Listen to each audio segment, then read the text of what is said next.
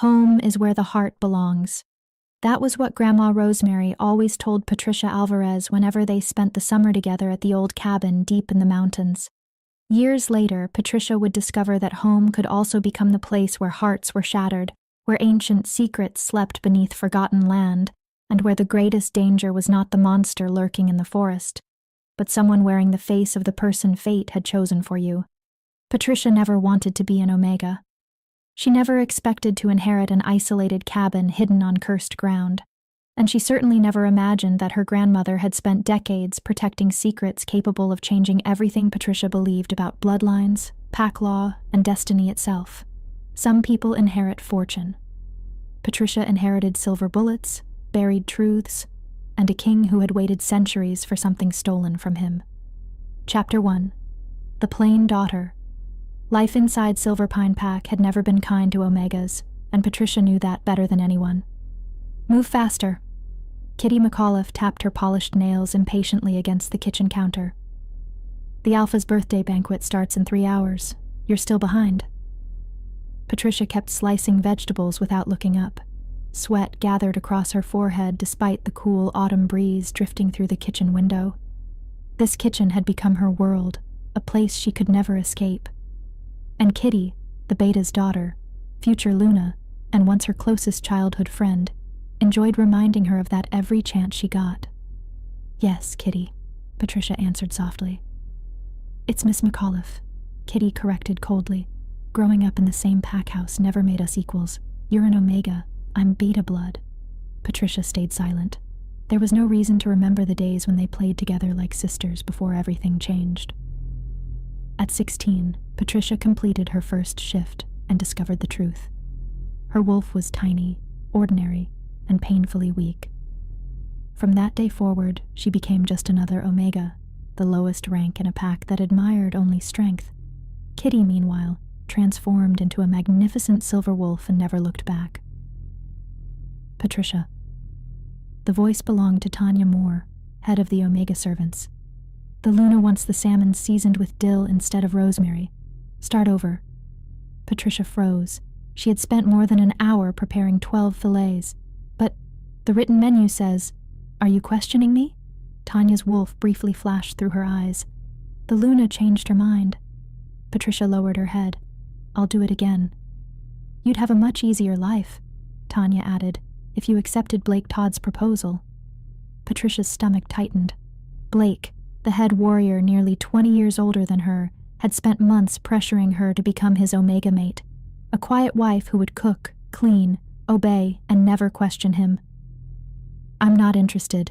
Kitty laughed. You're 23, Patricia. You're getting older every year. Blake is offering security, and you're acting like you have better choices. Patricia quietly scraped the perfectly prepared salmon into the trash before reaching for another. I only want what everyone else hopes for, she whispered. A true mate. Someone who actually sees me. For a heartbeat, silence filled the kitchen.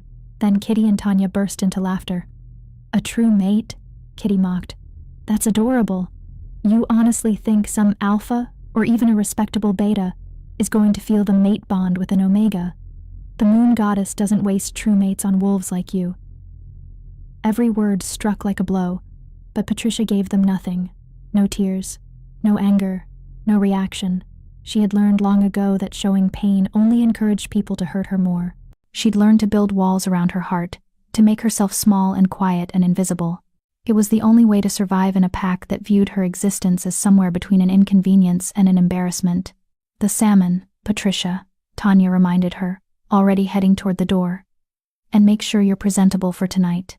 The Alpha wants all pack members in attendance, even the Omegas. Try not to embarrass us with your presence. As the door swung shut behind them, Patricia allowed herself one moment of weakness. She gripped the edge of the counter, her knuckles turning white, and took 3 deep breaths the way Grandma Rosemary had taught her. When the world feels too heavy, little wolf, you breathe. 3 deep breaths. Then you remember who you are underneath all their cruelty. You remember that blood doesn't lie, even when everyone around you does. Grandma Rosemary had been gone for 3 months now, passed peacefully in her sleep at the age of 97. She'd been the only person in Patricia's life who'd ever made her feel valued, loved, seen, Every summer of Patricia's childhood had been spent at Grandma's cabin deep in the mountains, far from the pack house and its suffocating hierarchy. Those had been the best days of Patricia's life. Grandma had taught her about herbs and healing, about the old ways that most packs had forgotten. She'd taught her that strength came in many forms, and that being Omega didn't mean being worthless. But Grandma was gone now, and Patricia was alone in a pack that wished she didn't exist. She'd barely finished reseasoning the salmon when the kitchen door burst open again. This time, it was Lucas Morrison, the Alpha's son and heir apparent. At 27, Lucas was everything an Alpha should be: tall, broad-shouldered, with dark hair and eyes that could shift from warm honey to cold amber in an instant. He was also Patricia's childhood friend, the one person in the pack who'd never treated her differently after her Omega status was revealed. Or at least, he hadn't until 2 years ago. "Patricia," Lucas said, his voice tight with something Patricia couldn't quite identify. "We need to talk." Her heart stuttered in her chest. Lucas rarely sought her out anymore, not since he'd taken on more responsibilities as future Alpha. The distance between them had grown so vast that sometimes Patricia wondered if she'd imagined their friendship entirely. "I'm working," she said softly, not meeting his eyes. "The celebration." Damn the celebration. Lucas crossed the kitchen in 3 strides, his presence overwhelming in the small space. "Patricia, look at me." She did, and immediately wished she hadn't. His eyes were tortured, conflicted, and something else. Something that made her wolf stir for the first time in months.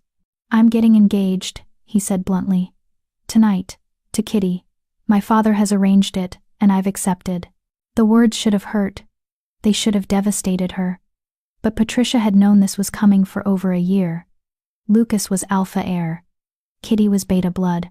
It was a practical match, a political alliance that would strengthen the pack. It had nothing to do with her.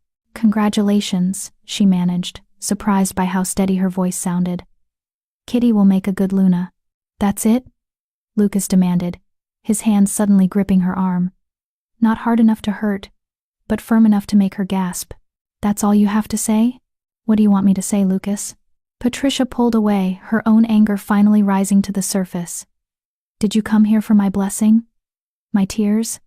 I'm Omega. Your Alpha heir. This was always how it was going to end." "It doesn't have to." He stopped himself, running a hand through his hair in frustration. "Patricia, there are things you don't know. Things about your bloodline, about why you—" "Alpha Lucas." Kitty's voice rang out from the hallway, saccharine, sweet, and sharp as a blade. "Are you in there? Your father is looking for you." Lucas's jaw clenched. For a moment, Patricia thought he might finish his sentence, might finally explain the cryptic comments he'd been making for the past year. But then his expression shuddered, and he was once again the controlled, dutiful Alpha heir. "We'll talk later," he said, already moving toward the door. "After the celebration. Meet me at the north border at midnight. Please, Patricia. It's important." He was gone before she could respond, leaving her alone with the scent of salmon and her own confusion. What had he been about to say? Chapter 2. The Birthday Curse. The Silver Pine Pack house glittered like a palace carved from moonlight and ambition. Every surface gleamed with fresh polish. Every chandelier sparkled with crystals that caught the light and threw prismatic patterns across the walls. The great hall had been transformed from its usual austere functionality into something fit for royalty, which, Patricia supposed, was exactly the point. Alpha Owen Kane was celebrating his 55th birthday, and he wanted everyone to remember that the Silver Pine Pack was a force to be reckoned with. Patricia stood in the corner of the kitchen, smoothing down the simple black dress that Tanya had provided for the Omega staff. It was plain, serviceable, and at least 2 sizes too large, making her already small frame appear even more diminutive. She'd pulled her dark hair back into a tight bun, knowing that any attempt at beauty would be seen as pretension above her station. "Remember," Tanya instructed the 6 Omegas who would be serving tonight. "You are invisible. You do not speak unless spoken to. You do not make eye contact with anyone above your rank. You serve, you smile politely if acknowledged, and you disappear back into the kitchen. Is that understood?" A chorus of "Yes, Tanya" echoed through the kitchen. "Good, Patricia, you'll be responsible for the main table. Try not to spill anything on the Alpha or his guests." Patricia's stomach dropped. The main table meant she'd be serving Alpha Owen, Luna Georgina, Lucas, Kitty, and whatever important visitors had been invited to this celebration. It was the highest visibility position, which meant the highest chance of making a mistake that would result in punishment. Of course, Tanya would give me this assignment, Patricia thought bitterly. She wants me to fail. The evening began smoothly enough. The guests arrived in waves, each more elegantly dressed than the last. Patricia recognized most of them alphas and high-ranking betas from neighboring packs, along with their mates and heirs. The great hall filled with laughter, conversation, and the complex dance of pack politics that Patricia had observed from the shadows her entire life. She moved through the crowd like a ghost, refilling wine glasses and replacing empty appetizer plates with fresh ones. Most guests didn't even glance at her, and the few who did looked through her rather than at her. It was a familiar feeling, one that had stopped hurting years ago. Or so, she told herself. Attention, everyone. Alpha Owen's voice boomed across the hall, and the crowd fell silent immediately. He stood at the head of the main table, his imposing figure commanding respect from every wolf in the room. Luna Georgina sat at his right, her silver hair elegantly styled and her expression serene. Lucas stood behind his father's chair, looking every inch the future alpha in his tailored suit. Kitty stood beside Lucas, radiant in an emerald gown that probably cost more than Patricia earned in a year. Thank you all for joining us tonight, Owen continued, his voice carrying the natural authority of an alpha who'd ruled his pack for over 30 years. As many of you know, tonight is not just a celebration of another year of my life, but a celebration of the future of Silverpine Pack. Patricia's hands trembled slightly as she poured wine into the glass of a visiting alpha. She knew what was coming. It is my great pleasure to announce the engagement of my son, Lucas Morrison, to Kitty McCullough, daughter of our esteemed beta. This union will strengthen our pack and ensure that Silverpine continues to thrive for generations to come. Applause erupted through the hall.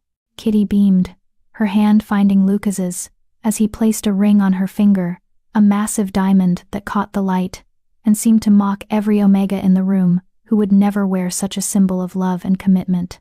Patricia forced herself to clap along with everyone else, her face a carefully neutral mask. She would not give them the satisfaction of seeing her pain. She would not. The scent hit her like a physical blow. Pine, cedar, something wild and ancient and utterly intoxicating. Her wolf, who had been dormant and quiet for so long, suddenly surged to the surface with a desperation that made Patricia gasp. The wine bottle slipped from her fingers, shattering against the marble floor in an explosion of red liquid and glass that seemed to echo like thunder in the suddenly silent hall. Every eye turned to her, but Patricia couldn't focus on their stares, couldn't process the humiliation of her mistake, because the scent was getting stronger, overwhelming her senses, and her wolf was screaming one word over and over. Mate, mate, mate. Her eyes found Lucas across the room, and she saw the exact moment when the bond snapped into place for him too. His face went pale, his body going rigid as the mate bond, the sacred, undeniable connection that the moon goddess herself forged between true mates, locked into place between them. No, Patricia thought desperately. No, this can't be happening. Not now. Not like this. Patricia, Lucas breathed, his voice carrying across the silent hall. His eyes had gone wide with shock, with horror, with something that looked terrifyingly like recognition. She's clumsy, Kitty interrupted, her voice sharp as a blade. She stepped in front of Lucas, blocking his view of Patricia. Alpha Owen, I apologize for this disruption. The Omega will clean up her mess immediately. But Owen wasn't looking at the broken glass. He was looking at his son, and his expression had gone from jovial to dangerously cold. Lucas, said quietly, too quietly. What is the meaning of that look? Lucas seemed to be fighting some internal war, his hands clenched into fists at his sides. When he finally spoke, his voice was hollow. Nothing, father, just. Startled by the noise.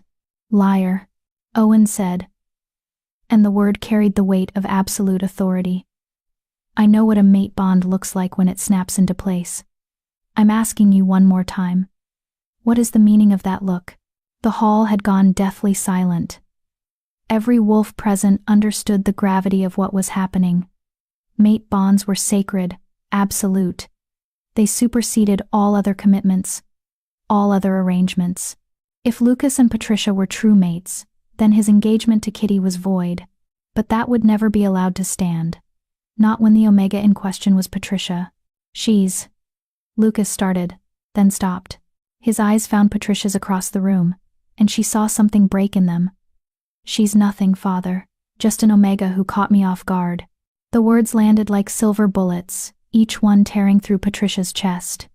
Her wolf howled in anguish, feeling the rejection even before Lucas spoke the formal words. "Lucas, no," Patricia whispered, tears streaming down her face. "Please don't." "I, Lucas Morrison, future alpha of Silverpine Pack," he said, his voice growing stronger even as his eyes reflected pure agony, "reject you, Patricia Alvarez, as my mate. I sever the bond between us by my own free will and by the authority granted to me by my bloodline." The pain was indescribable. It felt like someone had reached into Patricia's chest and torn out her heart while it was still beating. Her wolf screamed, thrashing against the rejection, fighting desperately to maintain the bond that was being ripped away. Patricia fell to her knees among the broken glass and spilled wine, her hands clutching at her chest as if she could somehow hold herself together. She could barely speak through the pain, but she had to say the words, had to complete the rejection before it killed her. "I, Patricia Alvarez, accept your rejection." The bond snapped like a rope pulled too tight, and Patricia felt something fundamental inside her break. Her wolf whimpered once, then retreated so far into her consciousness that Patricia could barely sense her at all. Kitty's laughter cut through the stunned silence. "Well," she said brightly, as if they'd just witnessed a minor social faux pas rather than a devastating rejection. "Now that that's settled, shall we continue the celebration? I believe there's champagne waiting for a toast." The hall slowly came back to life, conversations resuming in hushed tones, as servers rushed forward to clean up the mess Patricia had made. But Patricia couldn't move. She knelt there among the broken glass, feeling the physical pain of the rejection burning through her veins like poison. "Get her out of here," Owen commanded, his voice dripping with disgust. "And someone inform the pack lawyer that we'll need to update our records. I want it documented that my son formally rejected his mate bond in front of witnesses. The last thing we need is any legal complications down the line." Strong hands gripped Patricia's arms, hauling her to her feet. She recognized Blake Todd's scent, felt his fingers digging into her skin hard enough to bruise. "Come on, little Omega," Blake murmured in her ear, his breath hot against her neck. "Let's get you somewhere you can't cause any more trouble. Though I have to say, this works out well for me. Now that you've been rejected by an alpha, maybe you'll finally see reason about my offer." Patricia tried to pull away, but her body felt like it was made of lead. The rejection had drained her of all strength, all will to fight. Blake dragged her out of the great hall, down the corridor, and into a small storage room that smelled of cleaning supplies and stale air. "You stay here until the celebration's over," Blake ordered, shoving her inside. "And Patricia? Think about what I said. You're damaged goods now. No one else is going to want you. But I'm willing to overlook your defects. All you have to do is say yes." The door slammed shut, and Patricia heard the lock click into place. She was alone in the darkness, her mate bond shattered, her wolf retreating into silence, and her body still burning with the agony of rejection. She slid down the wall until she was sitting on the cold floor, her arms wrapped around herself, and finally allowed herself to break completely. She cried for the childhood friendship she'd lost. She cried for the mate bond that had been severed before it could even properly form. She cried for the life she'd never have, the love she'd never experience, the future that had just been ripped away from her. But most of all, she cried because somewhere deep inside, she'd always known this was how it would end. Omegas didn't get happy endings. They didn't get true mates or epic love stories. They got locked in storage rooms while the pack celebrated without them. Hours passed. The sounds of the celebration eventually faded. Patricia's tears dried up, leaving her feeling hollow and numb. She was just starting to drift into an exhausted sleep when she heard voices outside the door. Completely inexcusable, a woman's voice said. Patricia recognized it as Tanya. "The alpha is furious. He wants her gone." "Gone?" Another voice. Male this time. One of the pack warriors. You mean expelled from the pack? Worse. He's invoking the old laws. She's to be declared rogue at dawn.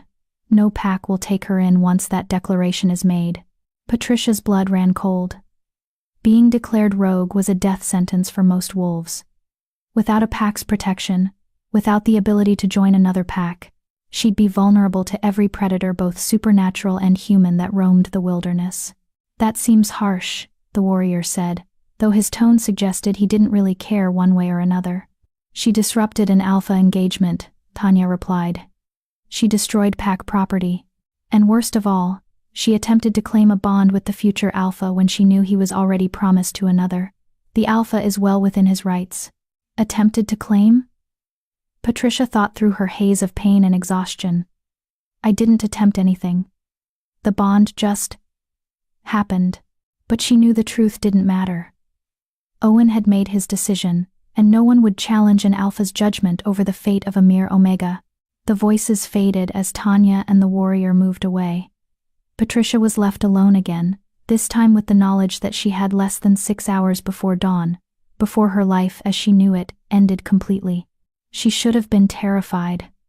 She should have been planning her escape, figuring out how to survive as a rogue in the wilderness. But all she could think about was Grandma Rosemarie and the cabin in the mountains. The cabin that was now hers, according to the will that had been read 3 months ago. The cabin that sat on land far from Silverpine territory, far from pack politics and rejection and cruelty. The cabin that might be her only hope of survival. Patricia pulled herself to her feet, her body still aching from the rejection but her mind suddenly clear. She had until dawn. That gave her time to slip away, to grab what few possessions she had, and to run. She'd been running her whole life. In one way or another. At least this time. She'd be running towards something rather than just away. She'd go to the cabin, she'd claim her inheritance, and she'd build a life far away from the pack that had never wanted her in the first place. It was the only choice she had left. Chapter 3. The Inheritance. The lock on the storage room door was old and simple, designed to keep omegas in rather than determined wolves out. Patricia had learned to pick locks when she was 13, during the long summer she'd spent at Grandma Rosemarie's cabin, while recovering from a particularly brutal training accident that had left her with 3 broken ribs. A wolf who can't shift her way out of trouble needs other tools, Grandma had said, pressing a set of lockpicks into Patricia's small hands. The world isn't kind to those it deems weak, so you learn to be strong in ways they don't expect. Patricia pulled a bobby pin from her hair, bent it into the right shape with practiced efficiency, and had the door open in less than 2 minutes. The hallway beyond was dark and empty, the celebration long since ended. She could hear snoring from some of the guest rooms, the soft murmur of conversation from the night shift guards, but no one was paying attention to a storage room in the Omega Wing. Her room was exactly as she'd left it that morning, small, sparse, containing little more than a narrow bed, a dresser with 3 drawers, and a window that looked out onto the pack's training grounds. She'd lived here for 7 years, ever since her parents had died in a rogue attack when she was 16. The pack had taken her in out of obligation rather than compassion, and they'd made sure she understood the difference every single day. Patricia moved quickly, pulling a worn backpack from under her bed. She packed the essentials: 3 changes of clothes, a first aid kit, the envelope containing the deed to her grandmother's cabin, and the small wooden box that held the only jewelry she owned, a silver necklace with a wolf pendant that Grandma Rosemarie had given her on her 18th birthday. She was reaching for her jacket when she heard footsteps in the hallway. Heavy, male, moving with purpose toward her room. Patricia's heart raced as she ducked into the narrow space between her dresser and the wall, making herself as small as possible. The door creaked open, and Lucas stepped inside, his face haggard in the dim light filtering through the window. "Patricia," he called softly. "I know you're here. Please, we need to talk." She wanted to stay hidden. She wanted to disappear into the shadows and never face him again. But her body betrayed her, a sharp intake of breath giving away her position. Lucas moved the dresser aside with one hand, revealing her crouched form. His eyes were red-rimmed, his hair disheveled, and he looked like he'd aged 10 years in the past few hours. "Thank God," he breathed, reaching for her. "Patricia, listen to me. You have to leave tonight. Right now." She pushed his hand away, the phantom pain of the rejection still burning in her chest. "Don't touch me," she said, her voice hoarse. "You made your choice very clear, Lucas. Or should I say Alpha Lucas?" He flinched as if she'd struck him. "You don't understand. My father, he's planning to declare you rogue at dawn, but that's not the worst of it." Lucas ran a hand through his hair, his agitation clear. "Patricia, there are things about your bloodline that you don't know. Things your grandmother kept hidden for your protection." "What are you talking about?" "The land where your grandmother's cabin sits," Lucas said urgently, glancing over his shoulder as if afraid they'd be overheard. "It's not neutral territory. It hasn't been for over 50 years. Patricia's blood ran cold. "What do you mean?" "Your grandmother's property sits on the edge of the Blood Moon territory. Do you know what that means?" "The Blood Moon Pack disbanded decades ago," Patricia said, repeating the history every wolf pup learned. "After the Lycan king went into isolation, his pack scattered. That land has been unclaimed for—" "That's what we've all been told," Lucas interrupted. "But it's a lie. The Blood Moon territory never became neutral ground.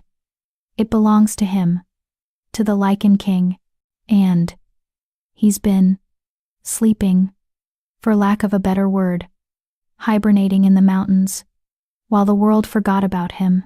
That's impossible. Lycans don't hibernate, and the Lycan king would be over 300 years old by now. He'd be dead. Lycans don't die like normal wolves, Patricia. They're older, stronger, more powerful than any alpha could ever hope to be.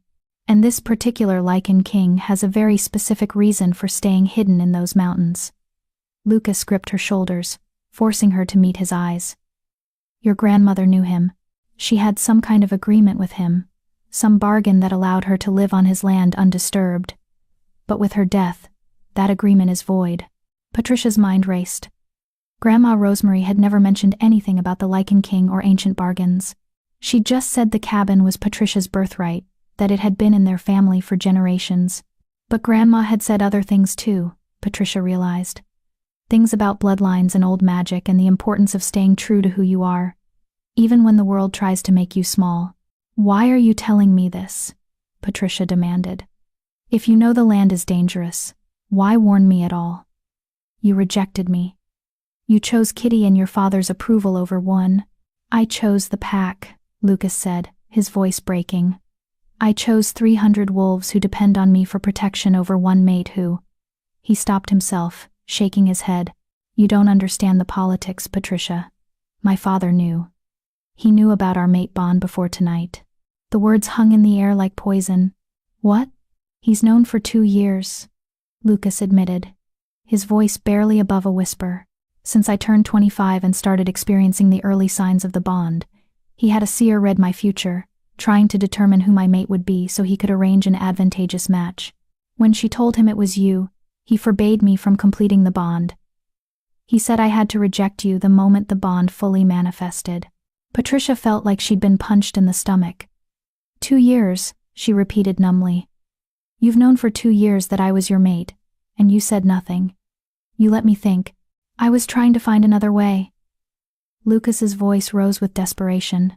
"I was trying to convince my father, trying to find some loophole in pack law that would allow me to claim you without destroying my position as alpha heir. But tonight, when the bond snapped into place in front of everyone, I had no choice. If I'd accepted you, my father would have challenged me for the alpha position. He would have killed me, Patricia. And then he would have had you declared rogue anyway. At least this way you're alive." "Barely," Patricia said bitterly. She pulled away from his grip, shouldering her backpack. "You should go, Lucas. Before someone sees you here and gets the wrong idea, wouldn't want to compromise your engagement to Kitty. Patricia, please." There were tears in his eyes now, actual tears streaming down the face of the future alpha of Silverpine Pack. "I know I don't deserve your forgiveness. I know I hurt you in ways that can never be repaired. But please, listen to me about the cabin. Don't go there. Go anywhere else, I'll give you money. I'll arrange passage to another territory, but don't go to that cabin." "Why? Because the big bad Lycan king might wake up and what? Eat me?" Patricia laughed, but there was no humor in it. "I've been rejected by my true mate, declared rogue by my pack, and locked in a storage room like trash. Whatever the Lycan King might do to me can't possibly be worse than what's already been done. You don't understand what he's capable of.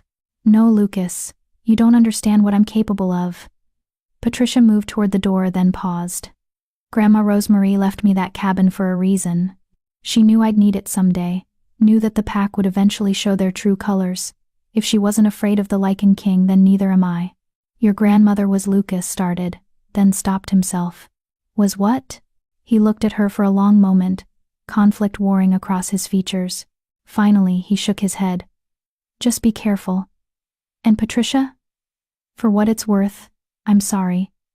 I'm so sorry. So am I, Patricia said quietly. I'm sorry I ever believed that someone like you could be brave enough to love someone like me. She left him standing in her empty room and didn't look back. The pack house had 3 main exits, all of which would be guarded.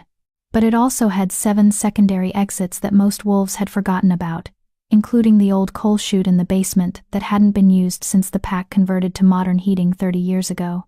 Patricia squeezed through the narrow opening, emerging in the bushes behind the pack house covered in dust and cobwebs. She allowed herself one moment to look back at the only home she'd known for the past 7 years, then turned toward the forest and ran. Her wolf was still too hurt, too withdrawn from the rejection to shift. So Patricia ran on human legs, her backpack bouncing against her shoulders, her breath coming in sharp gasps as she pushed herself faster than she'd ever run before. Dawn was less than 3 hours away. She needed to be far beyond Silverpine's borders before Owen declared her rogue, before the pack's trackers were sent to hunt her down. The forest flew by in a blur of shadows and moonlight. Patricia knew these woods intimately. She'd spent countless hours exploring them during her childhood, mapping out the safest routes and the hidden paths that most wolves overlooked. She used every bit of that knowledge now, moving through the underbrush like a ghost, leaving as little scent trail as possible. She was 2 miles from the border when she heard the howls behind her. They'd discovered her escape sooner than expected. And they were already hunting. Patricia pushed herself harder, her muscles screaming in protest. She could see the border markers now, the old oak tree with the silver pine crest carved into its trunk, the stream that separated their territory from the unclaimed wilderness beyond. The howls were getting closer. She burst through the underbrush and plunged into the icy stream, the water soaking her clothes and making her gasp with shock. But it would hide her scent, would buy her precious minutes while the trackers tried to figure out which direction she'd gone. Patricia dragged herself up the opposite bank and kept running. She was beyond the borders now, officially in unclaimed territory. But she wouldn't be safe until she reached her grandmother's land, until she could claim sanctuary in the cabin that was her birthright. If Lucas was right about the land belonging to the Lycan King, then crossing onto that property without permission was either the bravest or stupidest thing she'd ever done. But I don't have a choice, Patricia thought as she ran. I either risk the Lycan King's wrath or face certain death from my own pack. At least with the king, there's a chance he won't care about one Omega trespassing on his land. The sky was starting to lighten in the east when Patricia finally saw it, the small wooden cabin nestled in a clearing, smoke curling from the chimney as if someone had just stoked the fire. But that was impossible. Grandma Rosemary had been dead for 3 months. No one had been to the cabin since. Patricia slowed to a walk, her instincts screaming warnings. Something was wrong. Something about the way the morning mist clung to the ground, about the absolute silence of the forest around her, about the way her wolf suddenly stirred for the first time since the rejection. She was 10 feet from the cabin door when she felt it, a presence so powerful, so ancient, that it made the air itself feel heavy. Her wolf whimpered and pressed against her consciousness, torn between terror and something else, something that felt terrifyingly like recognition. The cabin door opened, and Patricia Alvarez came face to face with the Lycan King. He was tall, at least 6.5 feet, with silver-white hair that fell to his shoulders and eyes that glowed like molten gold in the dawnlight. He wore simple clothes, dark pants and a loose shirt, but there was nothing simple about the way he moved or the absolute authority that radiated from every inch of his being. He looked at her for a long moment, his expression unreadable. Then he smiled. And it was the most terrifying thing Patricia had ever seen. "Hello, little Omega," he said, his voice like thunder wrapped in silk. "I've been waiting for you." Chapter 4. Ancient Bloodlines. Patricia's legs refused to move. Every instinct she possessed screamed at her to run, to shift, to do something other than stand frozen like prey before a predator. But her wolf, her damaged, rejected, barely there wolf had gone completely still. Mesmerized by the creature standing in the doorway of what was supposed to be her cabin, the Lycan king descended the 3 wooden steps with a grace that seemed impossible for someone his size. Each movement was precise, controlled, like a warrior who'd spent centuries perfecting the art of controlled violence. "You're trembling," he observed, tilting his head slightly. "Is it fear or cold? You're soaked through." Patricia found her voice, though it came out shakier than she would have liked. "Who are you? What are you doing in my grandmother's cabin?" "Your grandmother's cabin?" One silver eyebrow arched. "Interesting. And here I thought it was my cabin, on my land, in my territory." He took a step closer, and Patricia instinctively took a step back. "But I suppose Rosemary never did explain the full truth to you, did she? You knew my grandmother? Knew her?" The Lycan king laughed, and the sound rolled through the clearing like distant thunder. "Little Omega, I've known your bloodline for longer than your pack has existed. Rosemary Love and I had an arrangement. She was permitted to use this cabin in exchange for certain services rendered." Patricia's mind raced. Grandma's last name had been Love, but she'd always used Morrison after marrying Patricia's grandfather. And the way this creature said, "services rendered," made Patricia's skin crawl. "What kind of services?" she demanded, trying to inject some courage into her voice. The Lycan king's golden eyes gleamed with amusement. "Nothing sordid, if that's what you're implying. Your grandmother was a healer, one of the last who remembered the old ways. When I required her skills, she provided them.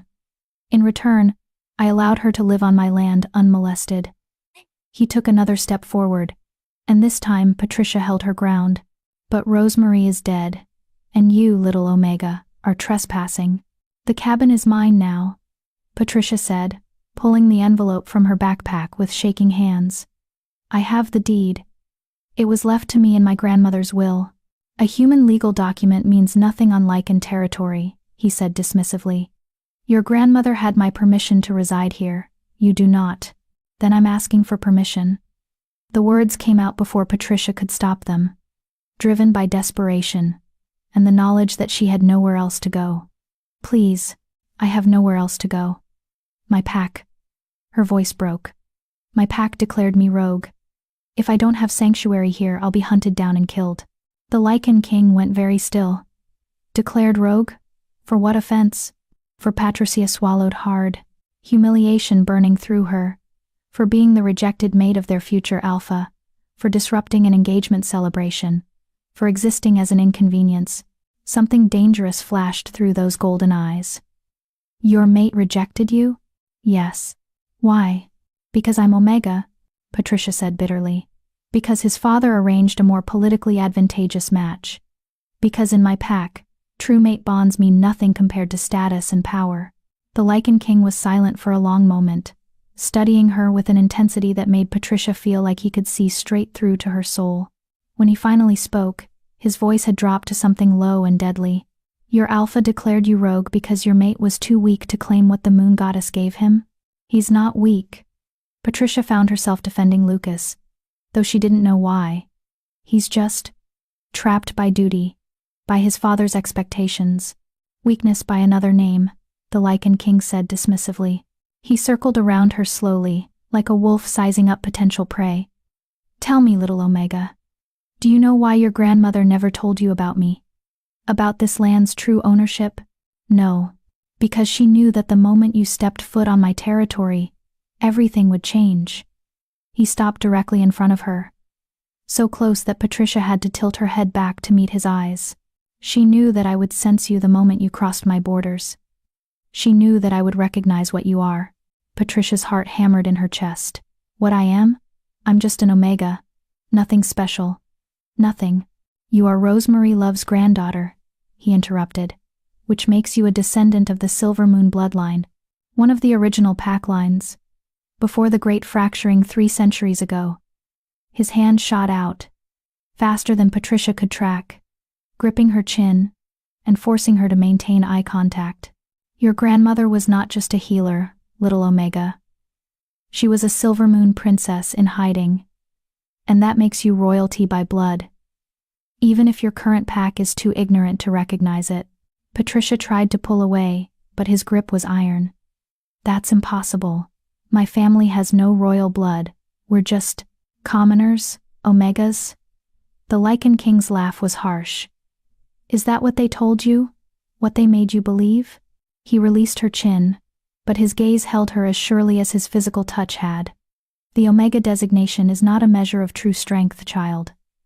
It's a measure of submission to pack hierarchy, and your bloodline has never been good at submission. I don't understand. Of course you don't, because your pack has spent your entire life making you small, making you weak, making you believe that your worth is determined by their opinion of you. He turned away, walking back toward the cabin. But here, on my territory, their opinions mean nothing. Here, there is only one authority, and it is mine.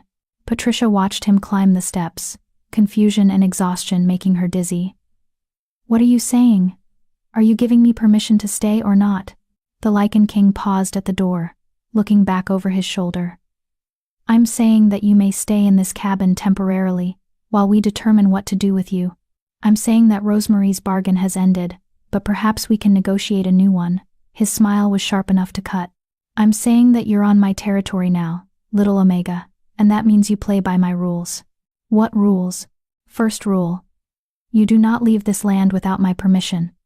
The moment you cross my borders, you're fair game for any pack that wants to hunt you down. Patricia's stomach sank. So I'm a prisoner. Call it protective custody if it makes you feel better. He pushed the door open, and warm light spilled out into the dawn. Second rule. You will answer any questions I ask you truthfully. I despise liars almost as much as I despise weak alphas who reject their mates. And if I refuse, then I'll throw you out of my territory myself, and let the wolves have you. His golden eyes gleamed. Your choice, little Omega. Prison, or death. Which do you prefer? It wasn't a choice at all, and they both knew it.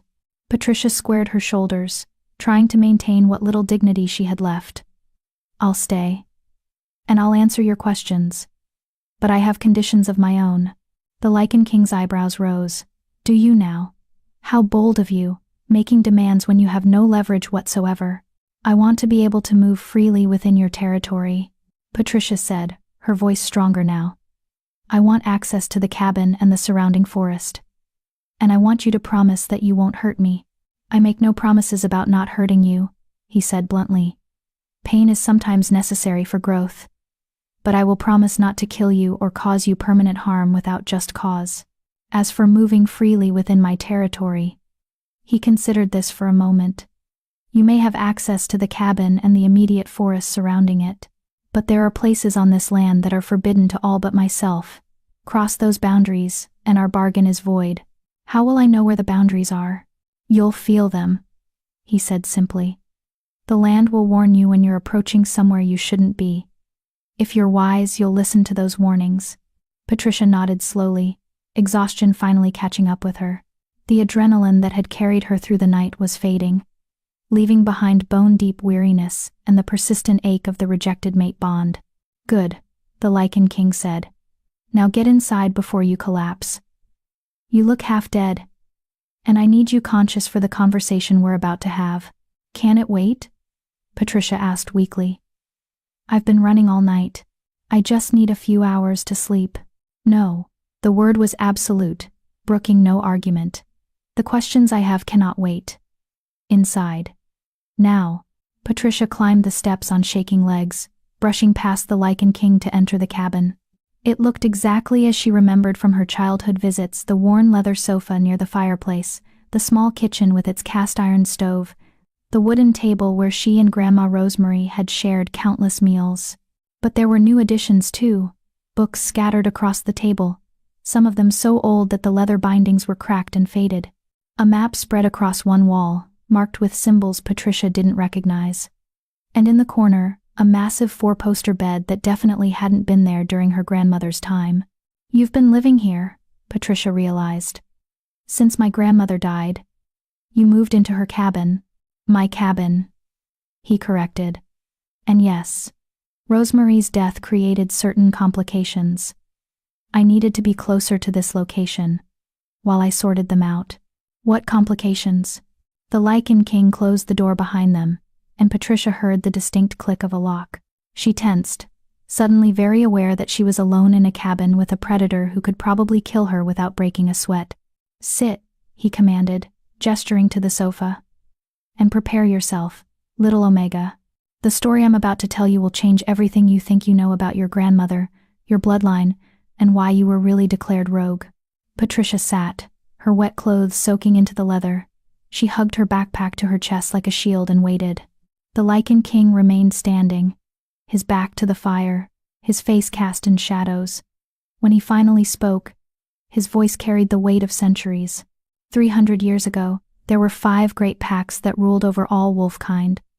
The Blood Moon, the Silver Moon, the Darkwood, the Stonefang, and the Nightshade. Each pack had its own territory, its own traditions, its own strength, and each pack was ruled by a Lycan beings of pure power, blessed by the moon goddess herself to lead and protect.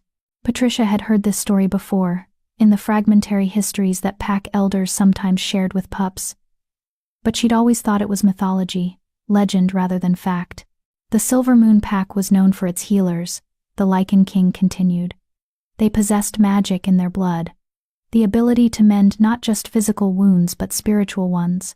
Your grandmother was the last pure-blooded Silver Moon healer. And she was supposed to be mine. Patricia's eyes widened. "What?" "We were betrothed," he said flatly. "An alliance arranged by our respective packs to unite the Blood Moon and Silver Moon lines. Rosemary was to be my queen, and together we would have ruled over the largest territory the wolfkind had ever known. But she didn't," Patricia whispered. "She married my grandfather instead. A Morrison. A wolf from Silverpine Pack. Yes." The single word dripped with old anger. "She ran away on the eve of our bonding ceremony, disappeared into the human world, changed her name, married a common wolf who didn't even know what she truly was. And when I finally found her, decades later, she begged me for sanctuary. For herself, for her family." The Lycan king's jaw clenched. "She told me she'd had a vision, that the Silver Moon bloodline was being hunted by something dark and ancient. She said her daughter, your mother, had already been marked for death, and that she needed my protection to keep you safe." Patricia felt tears burning behind her eyes. "My mother died when I was 16. Rogue attack," they said. "There was no rogue attack," the Lycan king said quietly. "Your mother was assassinated, and I failed to protect her because I was too focused on my own anger, my own resentment toward Rosemary for the choice she'd made all those years ago." The cabin fell silent except for the crackling of the fire. Patricia tried to process what she was being told, tried to make sense of how her entire life had apparently been built on lies and hidden histories. "Why are you telling me this?" she finally asked. The Lycan king moved closer, crouching down so they were at eye level. His golden eyes seemed to see straight through her defenses, through the walls she'd built to protect herself from more pain. "Because you're in danger, little Omega. Real danger. And you need to understand what's at stake." His hand reached out, brushing a strand of wet hair from her face, in a gesture that was almost gentle. "Your rejection tonight. It wasn't random. It wasn't just politics. Someone wanted you vulnerable, wanted you cast out from your pack's protection." "Who?" "That," he said grimly, "is what we're going to find out. Together." Chapter 5, Breaking Chains. Patricia stared at the Lycan king, her mind struggling to reconcile what he was telling her with everything she'd been taught about her family, her history, her place in the world. "You're saying someone orchestrated my rejection," she said slowly, testing the words. "That Lucas was, what, manipulated into rejecting me?" "Not manipulated, pressured, certainly. But ultimately, he made his own choice." The Lycan king stood, moving to the table where the ancient books lay scattered. "Tell me, did Alpha Owen ever show unusual interest in your family before your parents died?" Patricia thought back, sifting through childhood memories. He came to our house once. I was maybe 10 years old. I remember because my mother sent me upstairs, told me to stay in my room no matter what I heard. They argued for hours. About what? I don't know. But after he left, my mother was crying. And my father, Patricia's voice caught. My father looked terrified. I'd never seen him afraid before. The Lycan king nodded as if this confirmed something. Owen knew about your bloodline. Rosemary told me he'd discovered the truth about the Silver Moon connection. She thought he would keep the secret. That pack loyalty would be enough. His expression darkened. She was wrong. But why would Owen care? The Silver Moon pack is gone. Whatever power they had died out centuries ago. Power like that doesn't die, little Omega. It sleeps. It waits. It passes through bloodlines, even when those bloodlines don't know what they carry. The Lycan king opened one of the ancient books, revealing pages covered in symbols that seemed to glow faintly in the firelight. Your grandmother's healing abilities weren't just skill. They were magic. Pure, ancient magic that most modern wolves have forgotten even exists. Patricia shook her head. I don't have any magic. I can barely shift. I'm the weakest wolf in. You're not weak, he interrupted sharply. You're suppressed. There's a difference.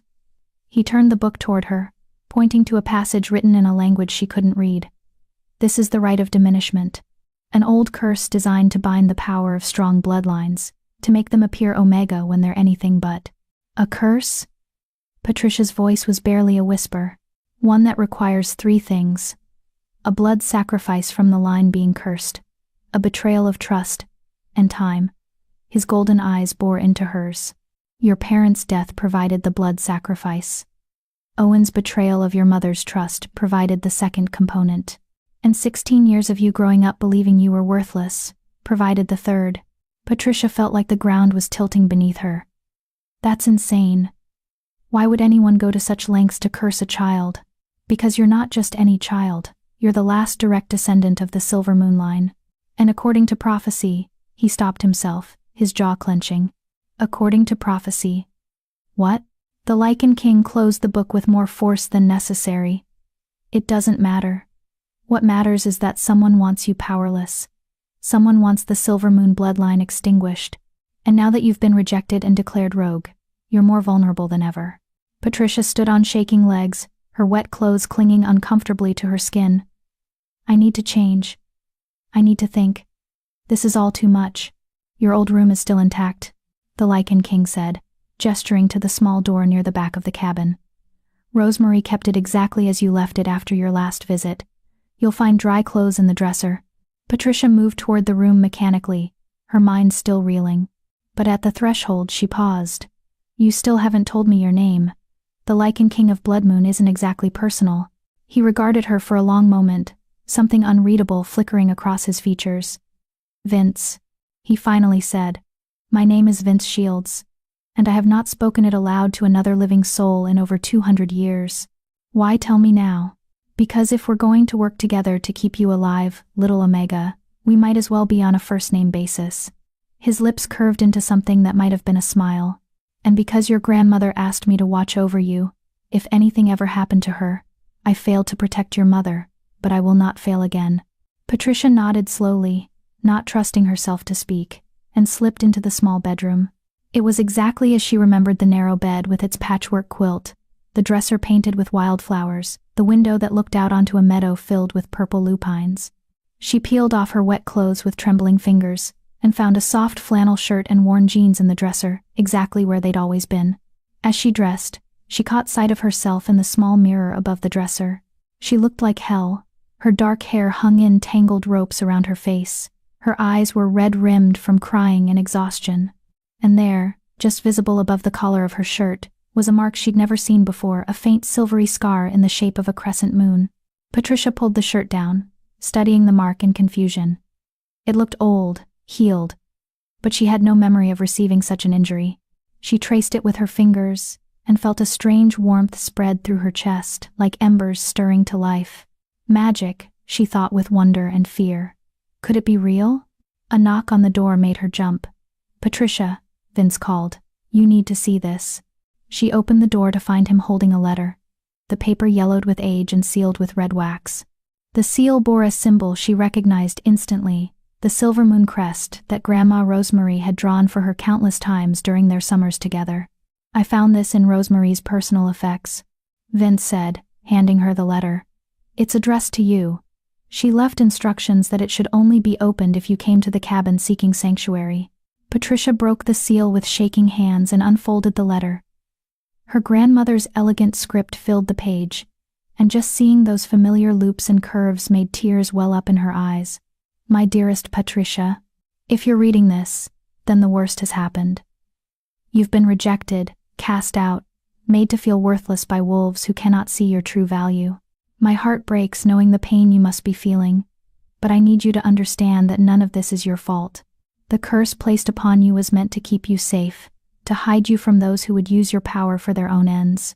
I thought if you appeared weak, if you seemed Omega in every way, you would be overlooked, ignored, allowed to live a quiet life away from the politics and bloodshed that destroyed our family. I was wrong. By trying to protect you, I only made you vulnerable, and now I must ask you to do something terrifying. I must ask you to trust Vince Shields. I know what I told you about Lycans, about how dangerous they are. But Vince is different. He is bound by honor in ways that modern wolves have forgotten. And more importantly, he owes me a debt that can only be repaid by keeping you safe. There are things about your bloodline that I never told you. Secrets about the Silvermoon magic and what it truly means to carry that power. Vince knows these secrets. He can teach you, train you, help you unlock the strength that has been bound inside you for so long. But be warned, my precious girl, breaking the rite of diminishment will not be easy. It will require you to face the darkest parts of yourself, to confront the pain and rejection that has shaped you. It will require you to trust someone when trust has only ever brought you betrayal. I wish I could be there with you. I wish I could spare you this journey. But some paths must be walked alone. Know that I loved you. Know that your mother loved you. And know that the power sleeping inside you is not something to fear, but something to embrace. You are Silvermoon. You are royal blood. And it's time the world remembered what that means. With all my love, Grandmother Rosemary. P.S. Don't let Vince intimidate you too much. Beneath all that Lycan posturing, he's really quite decent. Though you didn't hear that from me. Patricia read the letter 3 times, each pass revealing new layers of meaning. When she finally looked up, Vince was watching her with an expression she couldn't quite decipher. She always did have a talent for last words, he said quietly. The rite of diminishment, Patricia said, her voice steadier now. You said breaking it wouldn't be easy. What did you mean? Vince moved to the fireplace, staring into the flames, as if they held answers. The curse was designed to suppress your power, by binding it to your deepest wounds. Every rejection, every moment of pain, every time someone made you feel worthless, all of that fed the curse, made it stronger. He turned to face her. To break it, you have to confront those wounds. You have to face every painful memory, every moment of trauma, and choose to release the power that's been bound to them. That sounds like psychological torture. It is, he agreed bluntly. Which is why most wolves who've been cursed this way never break free. They prefer to live diminished, rather than face what broke them in the first place. Patricia thought about Lucas's rejection, about the years of cruelty from her pack, about watching her parents die when she was too young to understand why. The idea of deliberately confronting all of that pain made her want to curl up and disappear. But Grandma Rosemary's words echoed in her mind. You are Silvermoon. You are royal blood. How long would it take, she asked, to break the curse? That depends on you. Days, weeks, months. There's no set timeline. Vince crossed his arms. But I should warn you, the process will be dangerous in more ways than one. As you begin to unlock your power, you'll become visible to those who can sense strong magic, including whoever cursed you in the first place. So, I'm damned if I do and damned if I don't, Patricia said bitterly. Stay cursed and remain vulnerable, or break the curse and paint a target on my back. Yes. Vince's expression was grim. Welcome to being Silvermoon royalty. It's every bit as wonderful as it sounds. Patricia laughed, and was surprised to hear that it sounded almost genuine. My grandmother really knew how to pick her allies. A sarcastic Lycan king with a grudge against the world. I don't have a grudge against the world, Vince said. Just against the parts of it that murder innocent wolves and curse children. He moved closer. And Patricia was struck again by how utterly inhuman he seemed. Too perfect, too powerful, too ancient to be standing in this small cabin discussing magic and curses like they were everyday occurrences. I need time to think, Patricia said. Everything you've told me, everything in that letter, I need time to process it before I make any decisions about breaking curses or unlocking powers. You don't have much time, Vince warned. Your rejection happened hours ago. The pack will have sent trackers to follow your trail by now, and when they realize you've entered Lycan territory, they'll what? Come after me anyway? No. Vince's smile was sharp and cold. They'll report to whoever hired them to ensure you were rejected and cast out. And that person will send something far worse than pack trackers. A chill ran down Patricia's spine. What could be worse than pack trackers? Hunters, Vince said quietly. Human mercenaries who specialize in killing supernatural beings. They're expensive, efficient, and they don't ask questions about the morality of their targets. His golden eyes met hers. I've dealt with hunters before. They're the reason I went into isolation 300 years ago. They nearly wiped out the entire Blood Moon pack. Patricia felt her knees go weak. She sank onto the sofa, her mind struggling to process yet another layer of danger added to her already impossible situation. So my options are, stay here and learn to break a curse while being hunted by professionals, or leave and definitely die because I have no pack protection and no place to go. She looked up at Vince. Those are terrible options.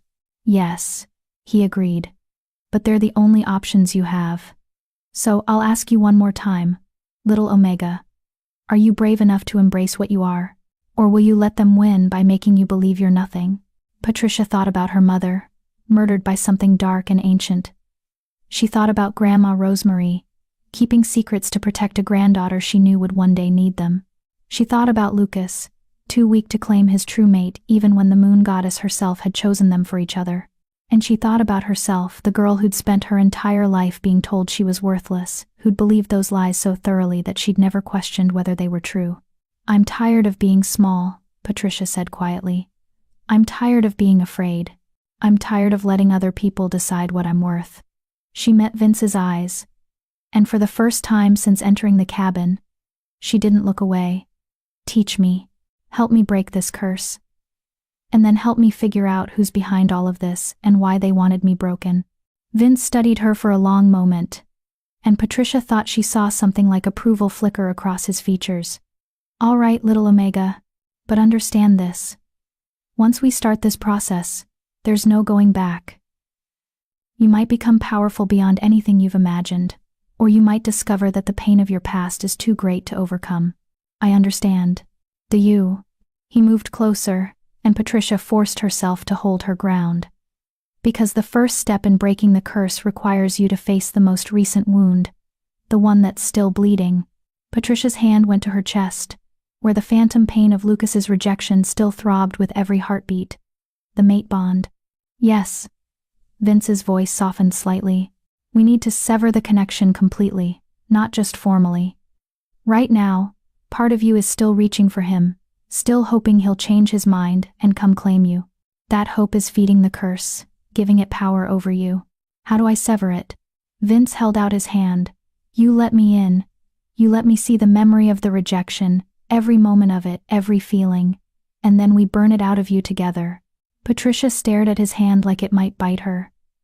Letting anyone into her mind, into her most painful memories, felt like the ultimate violation, but if it was the only way to move forward, to reclaim some semblance of power over her own life, she placed her hand in his. Vince's grip was warm, solid, and the moment their skin touched, Patricia felt a surge of energy that made her gasp. It wasn't painful, exactly, but it was overwhelming, like touching a live wire, like standing in the middle of a lightning storm. Close your eyes, Vince instructed, and remember everything about the moment the bond snapped into place, and the moment he rejected you. Don't hide from it. Don't try to make it hurt less. Just remember. Patricia closed her eyes and let herself fall backward into the memory she'd been desperately trying to forget. The scent of pine and cedar. The moment of perfect recognition. The way her wolf had sung with joy for exactly 3 seconds before everything shattered. Lucas's face, pale with horror and resignation. I, Lucas Morrison, future alpha of Silverpine Pack, reject you, Patricia Alvarez, as my mate. the pain lancing through her chest, worse than any physical injury. Her wolf's anguished howl, echoing through her consciousness. The sound of the wine glass breaking against marble, the laughter of the crowd, the feeling of being utterly, completely alone. Enough, Vince's voice cut through the memory. Now look at me, Patricia. Open your eyes and look at me. She did, and gasped. Vince's eyes were glowing brighter than before, pure molten gold, and his hand where it gripped hers was almost painfully hot.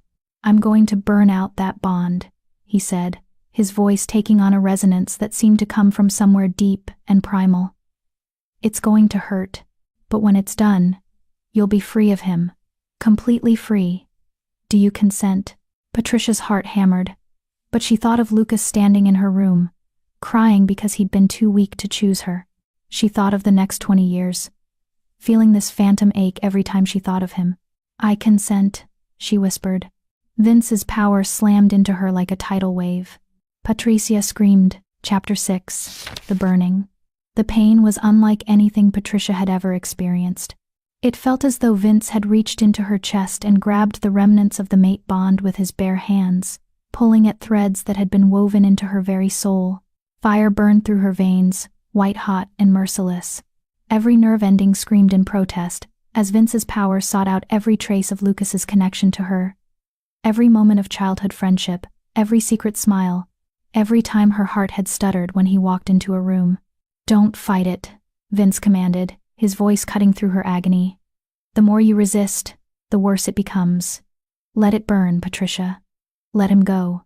But how could she let go of someone who'd been part of her life for so long? Lucas had been her friend before he'd been her mate. He'd been the boy who taught her how to climb trees, who'd shared his lunch when other pack children had stolen hers, who'd promised that being Omega didn't make her less. He'd also been the man who'd stood in front of his entire pack and severed their bond without hesitation. Patricia forced herself to stop fighting, to let Vince's power flood through her unchecked. The memories came faster now, sharper, each one blazing bright before being consumed by silver fire. Lucas at 8 years old, defending her from bullies. Burn. Lucas at 16, his face carefully neutral when she'd shifted for the first time and revealed her Omega status. Burn. Lucas at 25, avoiding her eyes in the hallways of the pack house, the distance between them growing with each passing day. Burn. Lucas tonight, his voice breaking as he rejected the bond the moon goddess had forged between them. Burn. The fire consumed everything, leaving behind only ash and emptiness. Patricia felt the phantom pain in her chest flare one final time, bright and terrible, and then it was gone, completely gone. The constant ache that had been her companion since the rejection vanished, like it had never existed at all. She collapsed forward, and Vince caught her, lowering her gently to the floor. Patricia gasped for breath, her entire body trembling with exhaustion and shock. It's done, Vince said quietly. The bond is severed completely. How do you feel? Patricia took inventory of herself, searching for the pain that had defined the past few hours. There was nothing, no ache, no longing, no phantom pull toward a mate who'd rejected her. Just emptiness. And something else, something that felt like the first stirrings of freedom. I feel hollow, she admitted, her voice hoarse. But also lighter. Is that normal? Yes. Vince helped her back onto the sofa, then moved to the kitchen. She heard water running, and a moment later he pressed a cool glass into her hands. Drink. The burning takes a toll on the body. Patricia drank gratefully, the water soothing her raw throat. How many more times do we have to do that? That depends on how many wounds the curse is feeding on. Vince settled into the chair across from her, his golden eyes still glowing faintly. The mate rejection was the most recent, which made it the easiest to access. The older wounds are buried deeper. They'll require more work to uncover and burn out. Define more work. Meditation. Memory exploration. Possibly some rituals that your grandmother would have known, but that I'll need to reconstruct from ancient texts. He gestured to the books scattered across the table. This isn't something we can rush, Patricia. Each wound needs to be addressed properly, or the curse will simply reform around the remaining pain. Patricia set down the empty glass, her hands still shaking slightly. How long do we have before whoever cursed me realizes I'm trying to break it? Hard to say. The curse was designed to be subtle, to hide in plain sight. But as you begin to unlock your power, you'll start to emit a different energy signature. Anyone sensitive to magic will be able to sense the change. Vince's expression darkened. Which is why we need to prepare you for what's coming. You mean the hunters? Among other things. He stood, moving to the map on the wall. Patricia could see now that it wasn't just a normal territorial map. It was covered in symbols, markings, and lines that seemed to pulse with faint light. This is my territory. 300 square miles of mountain forest, all of it protected by wards I set centuries ago. Nothing crosses these boundaries without my knowledge. Patricia joined him at the map, studying the intricate markings. Nothing? Nothing supernatural. Vince clarified. Humans can pass through if they're determined enough. It's one of the weaknesses of old magic. It has trouble recognizing threats that don't register as supernatural beings. He pointed to a series of red marks clustered near what Patricia assumed was the southern Avar border. These are the locations where hunters have tried to breach my territory in the past. Most turned back when they felt the wards pushing against them. A few were persistent. What happened to them? Vince's smile was cold. Let's just say they're part of the forest now. Patricia shivered, suddenly very aware that the being standing next to her had killed before and would do so again without hesitation. And you think hunters will come for me? I know they will. The question is when. He turned to face her fully. Which is why you need to learn to defend yourself. Your Omega training has made you think you're weak, made you believe your only option in a fight is to submit or run.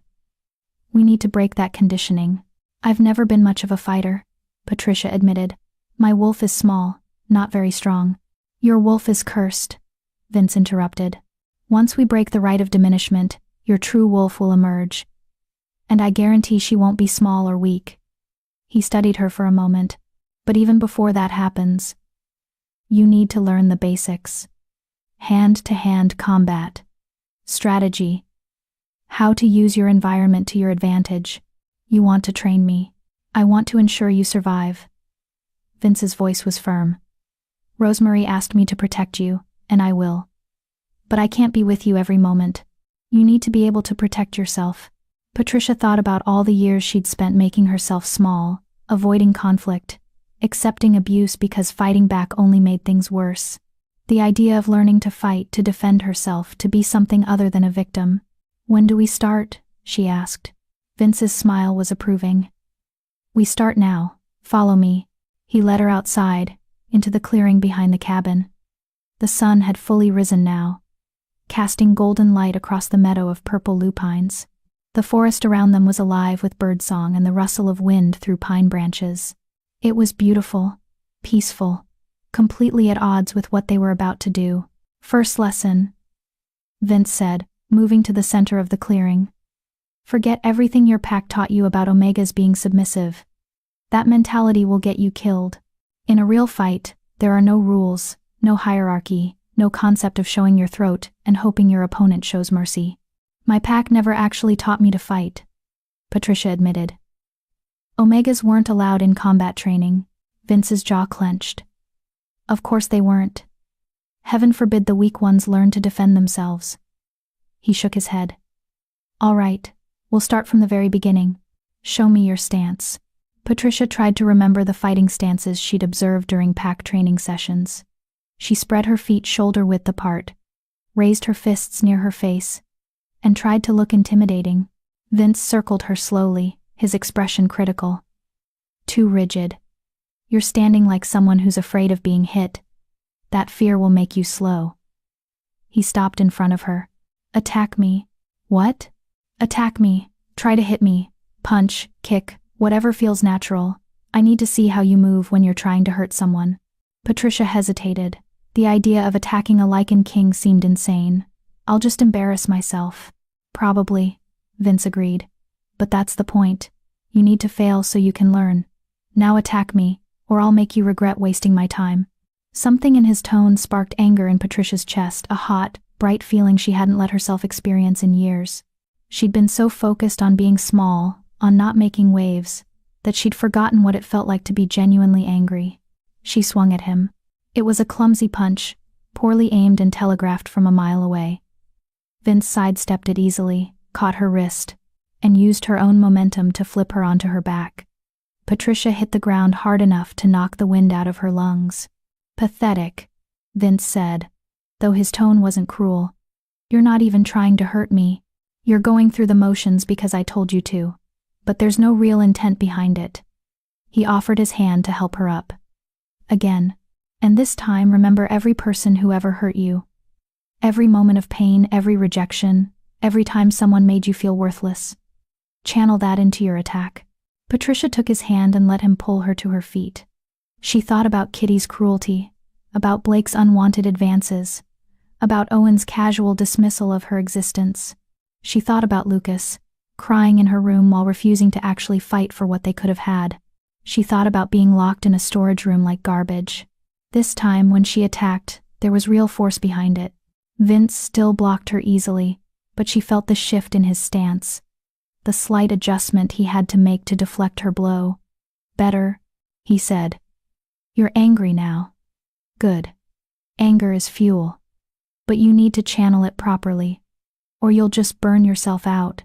They trained for hours, Vince teaching her basic strikes, blocks, how to use her smaller size to her advantage against larger opponents. Patricia fell more times than she could count, her body accumulating bruises that would probably hurt worse tomorrow. But she also landed her first real hit, a kick to Vince's knee that actually made him stumble. "Excellent," he said, and Patricia felt a warm surge of pride at the approval in his voice. "You're learning. Your instincts are better than you think. Years of surviving in a hostile pack taught you to read body language, to anticipate attacks before they happen. We just need to translate that defensive awareness into offensive capability." Patricia bent over, hands on her knees, trying to catch her breath. Every muscle in her body screamed in protest, and she was pretty sure she had grass stains in places grass stains had no business being. "Can we take a break?" she gasped. "I think I'm dying." "You're not dying. You're just weak from years of neglect." But Vince gestured back toward the cabin. "Fine, we'll break for food. You need to eat anyway. Breaking the curse requires significant energy. And you're already running on empty." Inside, Vince proved surprisingly competent in the kitchen, preparing a simple meal of eggs, toast, and what looked like venison sausage. Patricia devoured it gratefully, not realizing how hungry she was until food was in front of her. "So what's next?" she asked between bites. "More combat training, another burning session. Tonight we'll work on accessing the next layer of wounds," Vince said. "But this afternoon you rest. Your body needs time to recover, and I need time to prepare the ritual space." "Ritual space?" "The deeper wounds require more formal approaches. We'll need to create a protected circle, invoke certain ancient protections, ensure that nothing can interfere with the process." He refilled her water glass. "Memory work can leave you vulnerable. The last thing we need is something dark taking advantage while your defenses are down." Patricia set down her fork, appetite suddenly gone. "You keep talking about something dark, and whoever cursed me like it's some nameless entity. Do you actually have any idea who we're dealing with?" Vince was silent for a long moment, his golden eyes distant. "I have theories," he finally said, "but nothing concrete. The rite of diminishment is old magic, Patricia.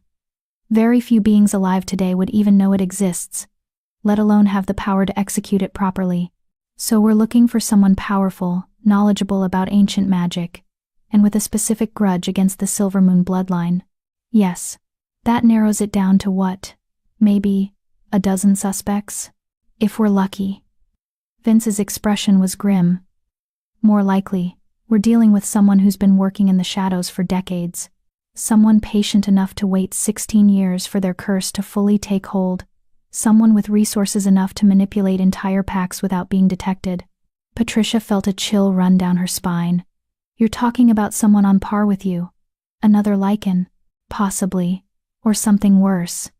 Vince stood, clearing their plates. "But speculation without evidence is pointless. What we need to do is focus on breaking your curse and unlocking your power. Once you have access to your Silvermoon magic, you'll be able to sense things I can't. Healers like your grandmother could read the magical signatures left on curses, trace them back to their source. So I'm not just learning to fight, I'm learning to be a magical detective." "You're learning to survive," Vince corrected. "Everything else is secondary to that goal." Patricia stood, her legs protesting the movement. Then I should rest while I can. Something tells me tonight's going to be even harder than this morning was. It will be, Vince confirmed. The mate rejection was fresh, recent. The next wounds we need to address are older, more deeply embedded. They'll fight harder to stay hidden. Patricia paused at the door to her room. Vince, why are you really helping me? I know you said you owed my grandmother a debt, but this seems like more than just repaying an obligation. Vince turned to face her, and for a moment, his carefully controlled expression cracked, revealing something raw and honest underneath.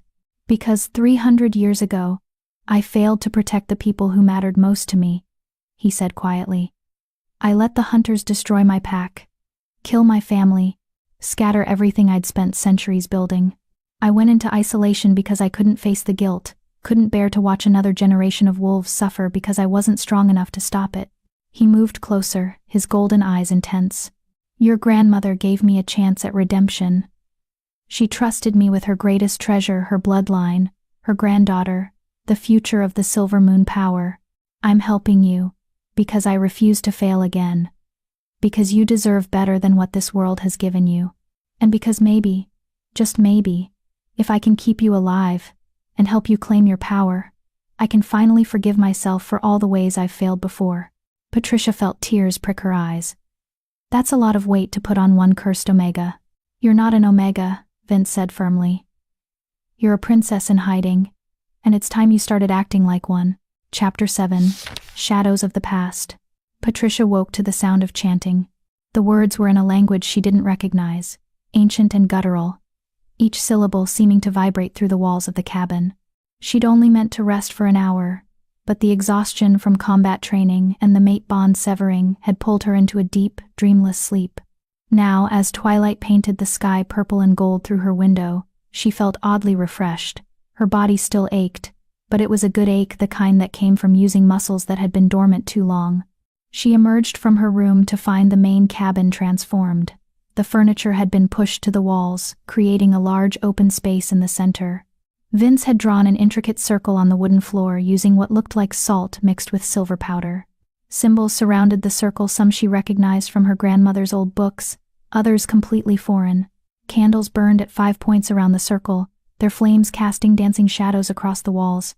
And in the center of it all stood Vince, shirtless now, his muscled torso covered in silvery scars that seemed to glow in the candlelight. He held an ancient book in one hand, reading from it in that strange, powerful language. He looked up as she approached, his golden eyes reflecting the candlelight like a predator's. You're awake. Good. We need to begin before the moon rises fully. What is all this? Patricia gestured to the circle. A protection ward, a memory circle, and a binding spell to ensure that whatever we uncover tonight stays contained within this space. Vince closed the book, setting it carefully on the table. The wounds we're about to address are older, deeper. They're the ones that shaped who you became. The rejection, the abuse, the constant message that you were worthless. Patricia's stomach twisted. I thought we were going to do this gradually, work up to the hard stuff. We don't have time for gradual, Vince said bluntly. Every hour you spend cursed is an hour whoever wants you dead has to make their move. We need to break through the major wounds tonight, or risk losing the momentum we've built. And if I can't handle it? If the pain is too much? Vince's expression softened slightly. Then I'll pull you out, and we'll try again another night. But Patricia, you need to understand something. The curse feeds on your belief that you can't handle pain. It wants you to think you're too weak, too broken, too damaged to heal. Proving it wrong is half the battle. Patricia looked at the circle, at the symbols that seemed to pulse with power, at the man who'd promised to help her reclaim herself. She thought about spending the rest of her life running, hiding, diminished by a curse she hadn't even known existed. What do I need to do? She asked. Sit in the center of the circle, facing me. Vince stepped carefully over the salt line, moving to the far side. Once we begin, you cannot leave the circle until we're finished. No matter what you see, what you feel, what memories surface, you stay in the circle. Understood? Patricia nodded and stepped into the circle, settling cross-legged on the floor. The moment she crossed the salt line, she felt a shift in the air, like stepping into a room with different atmospheric pressure. Vince sat across from her, close enough that their knees almost touched. "Give me your hands." She placed her hands in his, and again felt that surge of power, that sense of touching something vast and ancient, and utterly inhuman. "Close your eyes," Vince instructed, "and breathe. 3 deep breaths, like your grandmother taught you." Patricia obeyed, sinking into the familiar rhythm. With each breath, she felt herself settling deeper into her own consciousness, becoming aware of the wounds Vince had mentioned. They were there, buried under years of survival instincts and protective walls, pockets of pain she'd never properly addressed because she'd been too busy just trying to survive each day. "I'm going to guide you back." Vince's voice came from very far away. "Back to the moments that shaped your belief that you were worthless. We're going to revisit them, not to relive the pain, but to show your younger self the truth, to give her the knowledge she needed to fight back." "I don't understand." "You will. Now let yourself fall backward, into the first memory, the one that taught you that you weren't enough." Patricia felt herself falling, tumbling through time and consciousness, until she landed in a memory so vivid it felt like she was actually there again. She was 10 years old, standing in the pack house kitchen while her mother worked. The smell of fresh bread filled the air, and sunlight streamed through the windows, painting everything gold. Alpha Owen stood in the doorway, his face hard with anger. "You need to tell her the truth, Gloria," he was saying to Patricia's mother. "The girl deserves to know what she really is." "She's a child," Gloria Moses replied, her voice strained. "She deserves to have a childhood before the weight of our bloodline crushes her." "Your bloodline is a curse on this pack," Owen spat. "Rosemary should have stayed where she belonged, should have fulfilled her duty to the Lycan king instead of running away to play house with a common wolf. Now we're stuck with the consequences of her cowardice." Young Patricia had been hiding behind the pantry door, listening to words she didn't fully understand, but she understood the anger in Owen's voice, understood that somehow, she was the problem. "If it were up to me, I'd turn all 3 of you out of this pack," Owen continued. "But your husband is too useful to lose, and I'm not heartless enough to send a child into the wilderness. Yet, Owen, please.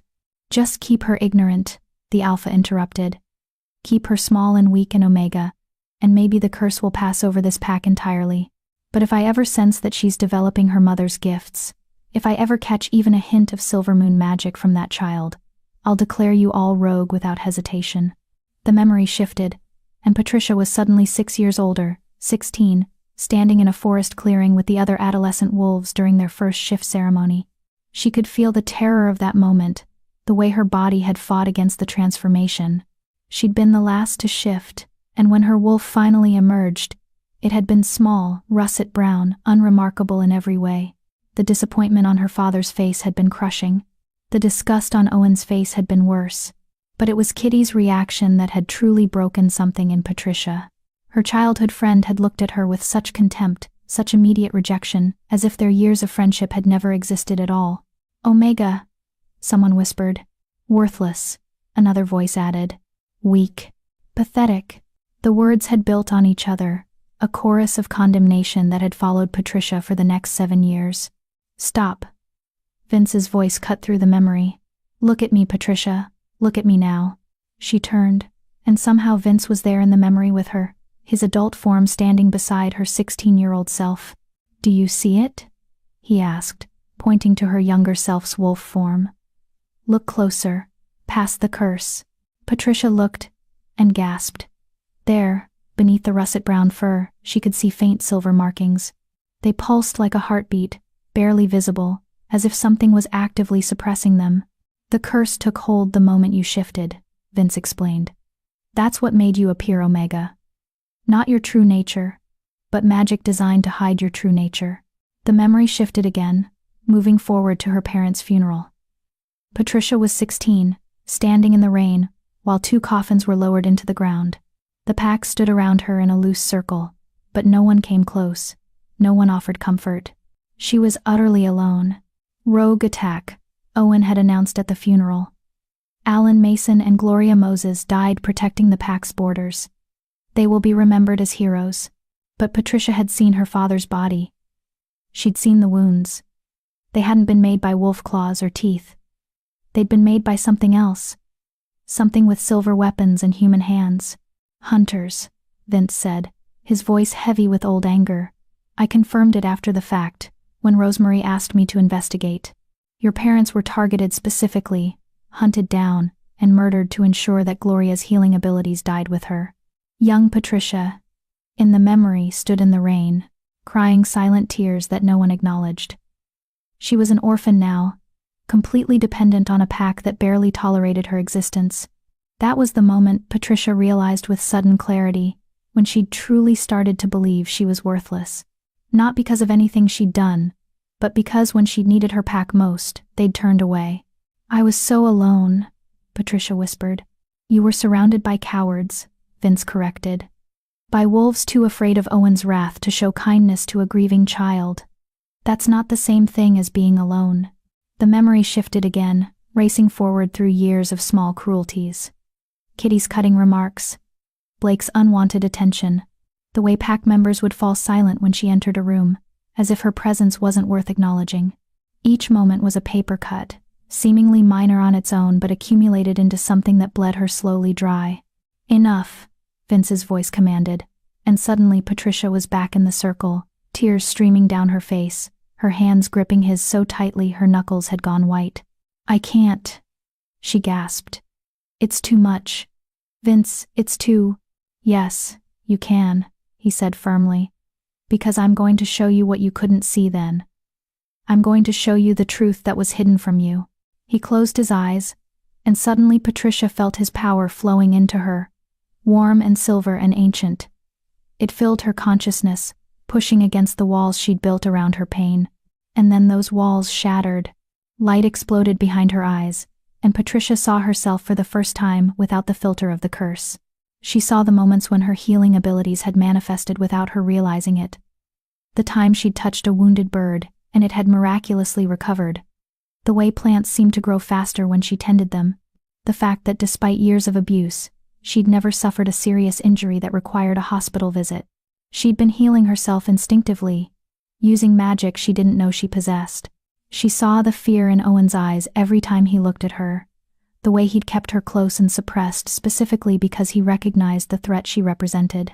She saw Lucas fighting with his father, arguing on her behalf more times than she'd ever known, trying to protect her in the only ways he could without outright defying his alpha. She saw Tanya's cruelty for what it really was, jealousy. Because even cursed, even suppressed, Patricia had carried herself with more grace than Tanya ever could. You were never worthless, Vince said, and his voice seemed to echo through her entire being. You were dangerous, powerful, a threat to everyone who benefited from keeping the Silver Moon bloodline suppressed. They made you believe you were Omega, because the alternative was too terrifying for them to contemplate. Patricia felt something crack inside her chest, and suddenly she was sobbing great, heaving sobs that seemed to tear their way out of her. But these weren't tears of pain. They were tears of release, of finally letting go of years of internalized lies. I believe you, she gasped between sobs. I believe you. Good, Vince said. Then burn with me. Burn it all away. His power surged again, and this time Patricia didn't fight it. She let the silver fire consume every memory of self-hatred, every moment of believing she was less than, every lie she'd internalized about her worth. The pain was immense, but it was also cleansing, like burning away infection to reveal healthy tissue underneath. Patricia screamed, but it wasn't a scream of agony. It was a scream of defiance, of rage, of finally refusing to carry the weight of other people's cruelty any longer. The candles around the circle flared brighter, their flames reaching toward the ceiling. The salt line began to glow with silver light. And somewhere deep inside Patricia, something that had been sleeping for 16 years began to wake up. Her wolf stirred, and for the first time since her first shift, Patricia felt her properly. Not small and russet brown and weak, but large and powerful and covered in silver markings that glowed like moonlight. That's it, Vince encouraged, his own power wrapping around hers like a protective shield. Show me your true form. Let her out. Patricia felt the shift beginning. But it was different this time. Not the painful, reluctant transformation she was used to, but something natural, powerful, right. Her bones began to reshape, But before the transformation could complete, a sound cut through the night that made both of them freeze. Howls. Multiple wolves, close to the border of Vince's territory. And beneath the howls, Patricia heard something else. The mechanical whir of vehicles, the sharp crack of silver bullets being loaded into weapons. Vince's eyes snapped open, glowing bright gold with fury. Hunters, and they've brought reinforcements. Already? Patricia's voice was hoarse from screaming. But we've barely started breaking the curse, which means someone was watching, waiting for exactly this moment. Vince stood in one fluid motion, pulling Patricia up with him. They knew that breaking the curse would make you vulnerable. They planned for it. The howls came again, closer now. And this time Patricia recognized one of the voices. Blake Todd, her pack's head warrior. They sent trackers, she realized with horror. Owen sent his wolves to help the hunters find me. Of course he did, Vince said grimly. He can't afford to let you survive. Not now that you're starting to unlock your power. He moved toward the window, his entire body radiating deadly intent. Stay in the circle. Don't leave it no matter what happens. The protection wards will keep you safe as long as you don't cross the salt line. Where are you going? Vince turned, and the smile on his face was terrifying. To remind the world why Lycans were once the most feared predators in existence. He moved toward the door, then paused. And Patricia? If I don't make it back. There's a box under the floorboards beneath that bed. Inside is everything your grandmother wanted you to have, including instructions on how to complete the curse breaking on your own. Use it. Vince, wait. But he was already gone. The cabin door slamming behind him. Patricia stood alone in the glowing circle, listening to the sounds of approaching danger, and felt her newly awakened wolf howl with frustration. Every instinct screamed at her to help, to fight, to do something other than hide in a protective circle while the being who'd promised to help her faced an army alone. But Vince had given her an order. And more importantly, he'd given her a reason to survive. She sank back down in the circle, closed her eyes, and reached for the power that was finally starting to wake up inside her. If hunters were coming, if her own pack had betrayed her to them, then she would need every ounce of strength she could muster. The Silvermoon bloodline had been sleeping for 16 years. It was time to wake up. Chapter 8. The Hunt. The sounds of battle erupted outside the cabin with a violence that shook the windows in their frames. Patricia heard Vince's roar, not a howl, but something deeper, more primal, a sound that seemed to vibrate through the earth itself. It was followed by screams, the sharp crack of gunfire, and the wet sound of flesh tearing. She forced herself to stay in the circle, forced herself to trust Vince's command, even as every instinct demanded she run out there and help. Instead, she closed her eyes and reached inward, searching for the power that had started to stir during the memory work. Come on, she thought desperately. Wake up. I need you. We need you. Her wolf responded, stronger now than she'd ever felt her before. The curse was still there, still binding most of her power, but the cracks Vince had created were letting light through. Patricia could feel magic humming under her skin, ancient and powerful, waiting for the right moment to break free completely. A window shattered, spraying glass across the cabin floor. Patricia's eyes snapped open to see a figure climbing through, human-shaped, dressed in black tactical gear, face hidden behind a mask. The hunter's weapon was already raised, a modified rifle loaded with what Patricia instinctively knew were silver bullets. But the hunter stopped at the edge of the salt circle, unable to cross. The protection wards flared bright silver, pushing back against the intruder's presence. Well, the hunter said, voice distorted by a modulator in the mask. The rumors are true. The Lycan King still knows the old protections. The hunter circled the perimeter of the circle, testing for weaknesses. Smart girl, staying in the ward. But wards don't last forever, and my employer is very patient. Who sent you? Patricia demanded, trying to keep her voice steady. Does it matter? The hunter shrugged. You're dead either way. Might be tonight, might be next week, might be next year, but you don't survive when someone puts out a contract on Silvermoon blood. Not in my experience. Silvermoon blood? Patricia's heart raced. You've hunted others like me? Hunted and killed. The hunter sounded almost bored. Your mother was surprisingly difficult. Took 3 of us to bring her down. and she still managed to wound 2 before she died. Your father was easier, he had no magic, just loyalty. Died trying to protect his mate like a good little wolf. Rage exploded through Patricia, hot and blinding. The protection ward flared brighter in response to her emotions, pulsing with silver light that made the hunter take a step back. You murdered my parents, Patricia said, her voice shaking with fury. You hunted them down like animals. We're all animals, sweetheart. Some of us just have better weapons. The hunter raised the rifle again, aiming at Patricia through the barrier. These bullets are blessed with old magic, specifically designed to pierce supernatural protections.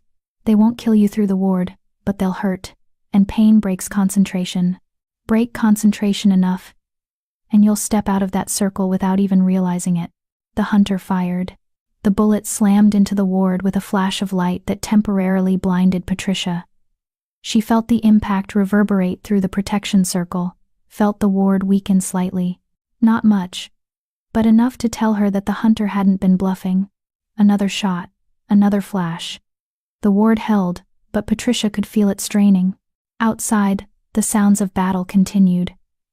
She heard more howls, Blake, and the other Silverpine trackers, engaging with something that made them scream in terror. She heard Vince's voice, commanding in that ancient language, and felt pulses of power that made the air itself seem to shudder. But she also heard more vehicles arriving, more footsteps, more weapons being readied. There were too many of them. Even a Lycan king couldn't fight an entire hunting party and a pack of hostile wolves simultaneously. I have to help him, Patricia thought desperately. But if I leave the circle, I'm dead. Unless...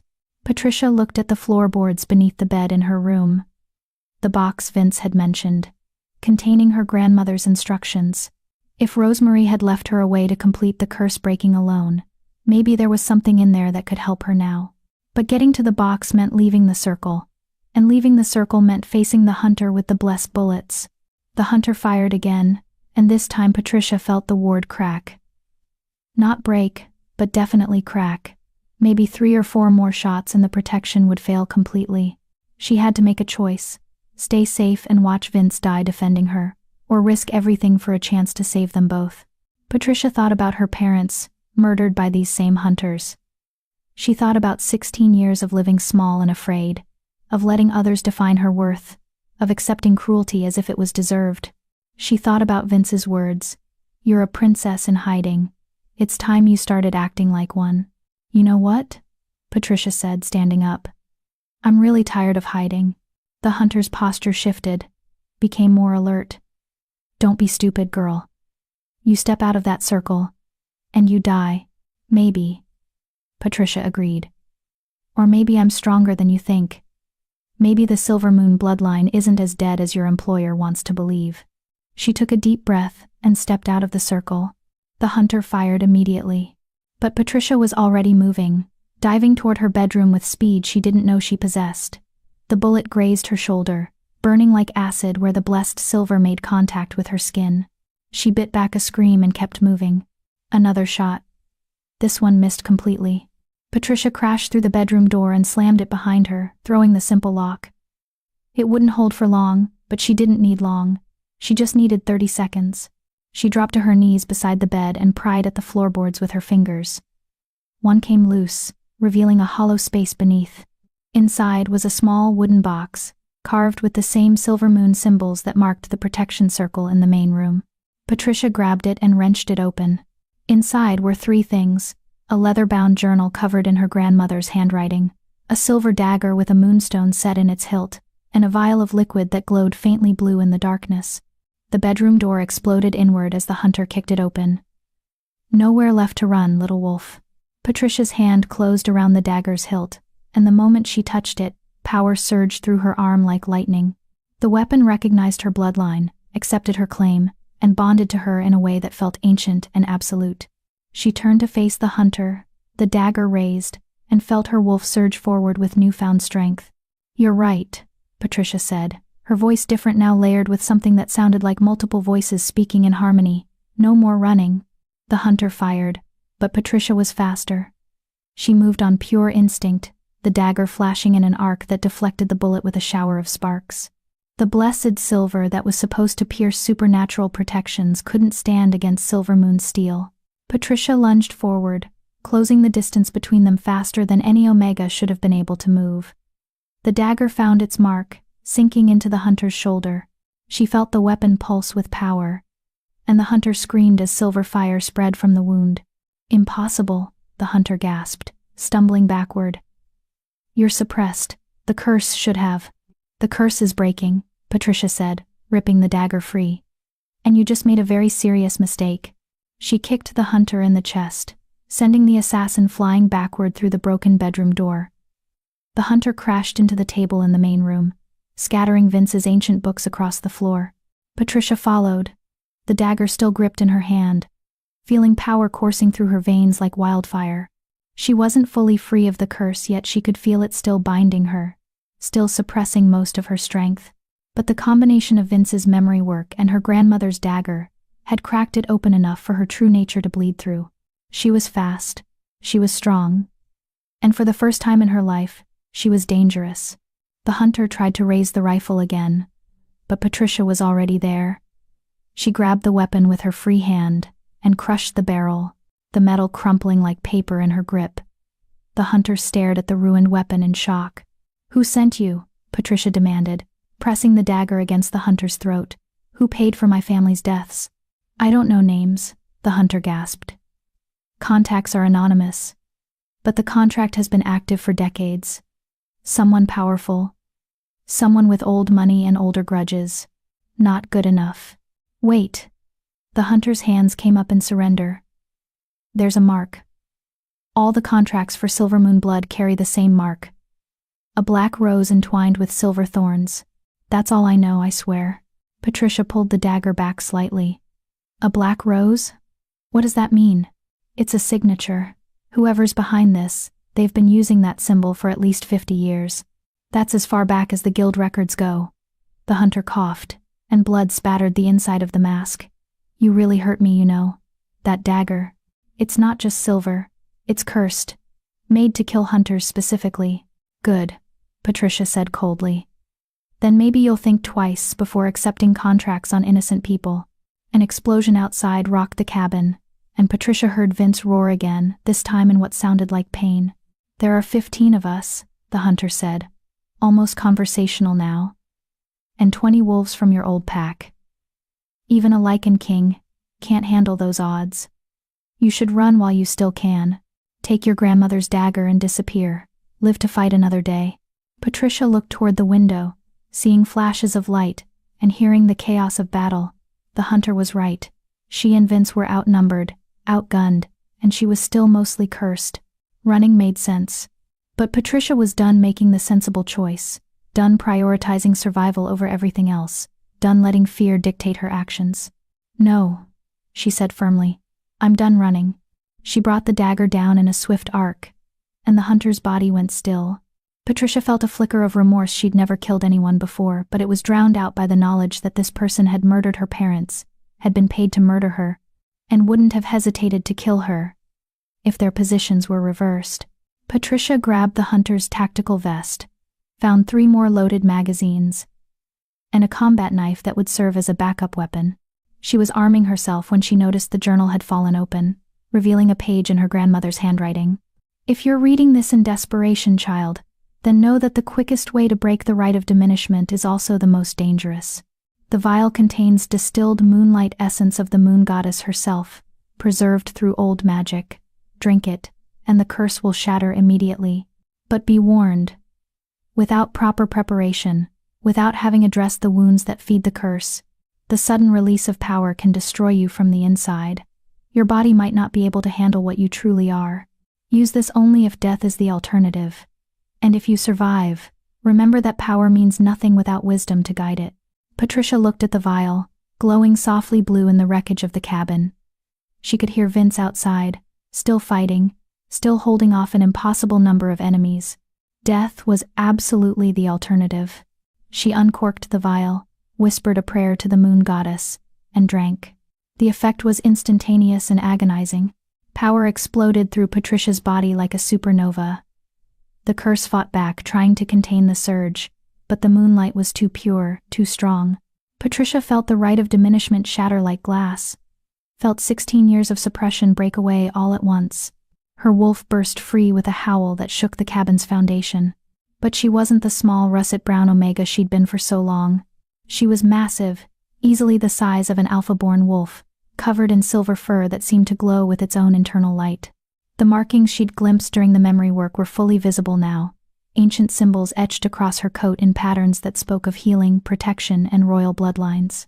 Patricia's human consciousness merged with her wolf's instincts, and together they were something new, something powerful, something that had been waiting 16 years to be born.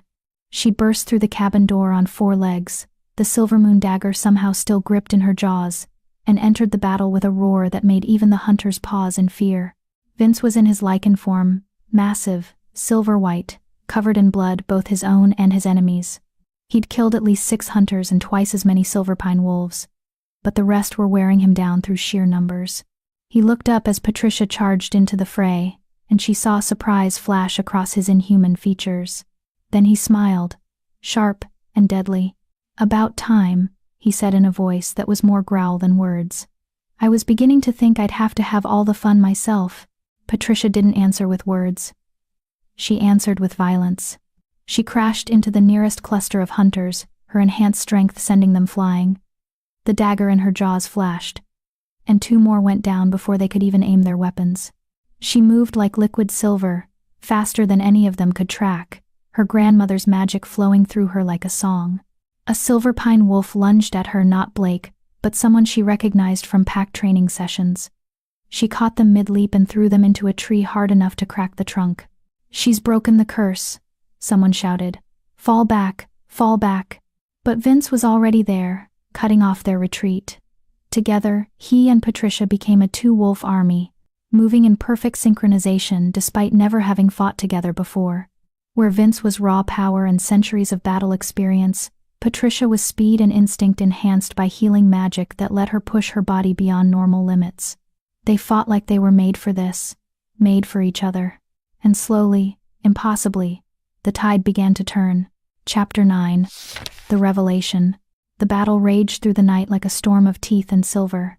Patricia lost herself in the flow of combat, her newly awakened instincts guiding every movement. The silver moon magic sang through her veins, healing minor wounds almost as quickly as she received them, lending her strength that should have been impossible for a wolf her age. She was magnificent, she was powerful, she was everything the curse had spent 16 years trying to suppress. And she was furious. Every hunter she faced had been complicit in her parents' murder. Every silverpine wolf who'd come to help them had betrayed the most fundamental law of pack life: you didn't hand over your own to hunters, no matter what the alpha commanded. Patricia showed them no mercy. She'd just taken down another hunter when she heard a familiar voice cut through the chaos. "Patricia, stop, please." She whipped around to find Lucas standing at the edge of the clearing, his wolf form bloodied and exhausted. Behind him stood 2 more silverpine wolves, but they hung back, clearly unwilling to engage. Patricia shifted partially back to human form, an ability she'd never possessed before the curse broke, keeping her wolf's enhanced strength while regaining the ability to speak. "You dare come here?" Her voice carried the layered quality of human and wolf speaking together, ancient power thrumming beneath every word. "You rejected me, declared me rogue, and now you help hunters invade Lycan territory? What's next, Lucas? Will you pull the trigger yourself?" "I'm not here to help them." Lucas shifted to human form as well, raising his hands in surrender. "I'm here to warn you. Patricia, my father has made a deal with someone powerful. This attack tonight, it's just the beginning. Tell me something I don't know." Patricia snarled. "Who is it? Who wants the Silver Moon bloodline dead?" "I don't know their name. My father refuses to say it, even to me. But Patricia, they promised him something in exchange for your death. They promised him." Lucas's voice broke. "They promised him the ability to absorb Lycan powers, to become something more than alpha. And he's desperate enough to believe them." Vince appeared at Patricia's side, his massive Lycan form towering over both of them. "Absorbing Lycan powers? That's impossible. Only a Lycan can be born, not made. Unless someone's found a way to change that," Lucas said desperately. My father has been obsessed with power for years. Ever since he learned about Patricia's bloodline, he's been researching old magic, ancient rituals. He believes that silver moon blood is the key to some kind of transformation spell. Patricia felt ice run through her veins. He wants to use my blood in a ritual? Not just your blood. Your death. Lucas took a step forward, and both Vince and Patricia tensed. The ritual requires the sacrifice of a silver moon descendant during a lunar eclipse, and there's one coming in 3 days. 3 days, Patricia repeated numbly. Which is why he sent hunters tonight. Lucas continued. He wanted you dead before you could fully break the curse, before you could become powerful enough to defend yourself. But if you've broken it, he looked at her transformed state, awe mixing with fear in his eyes.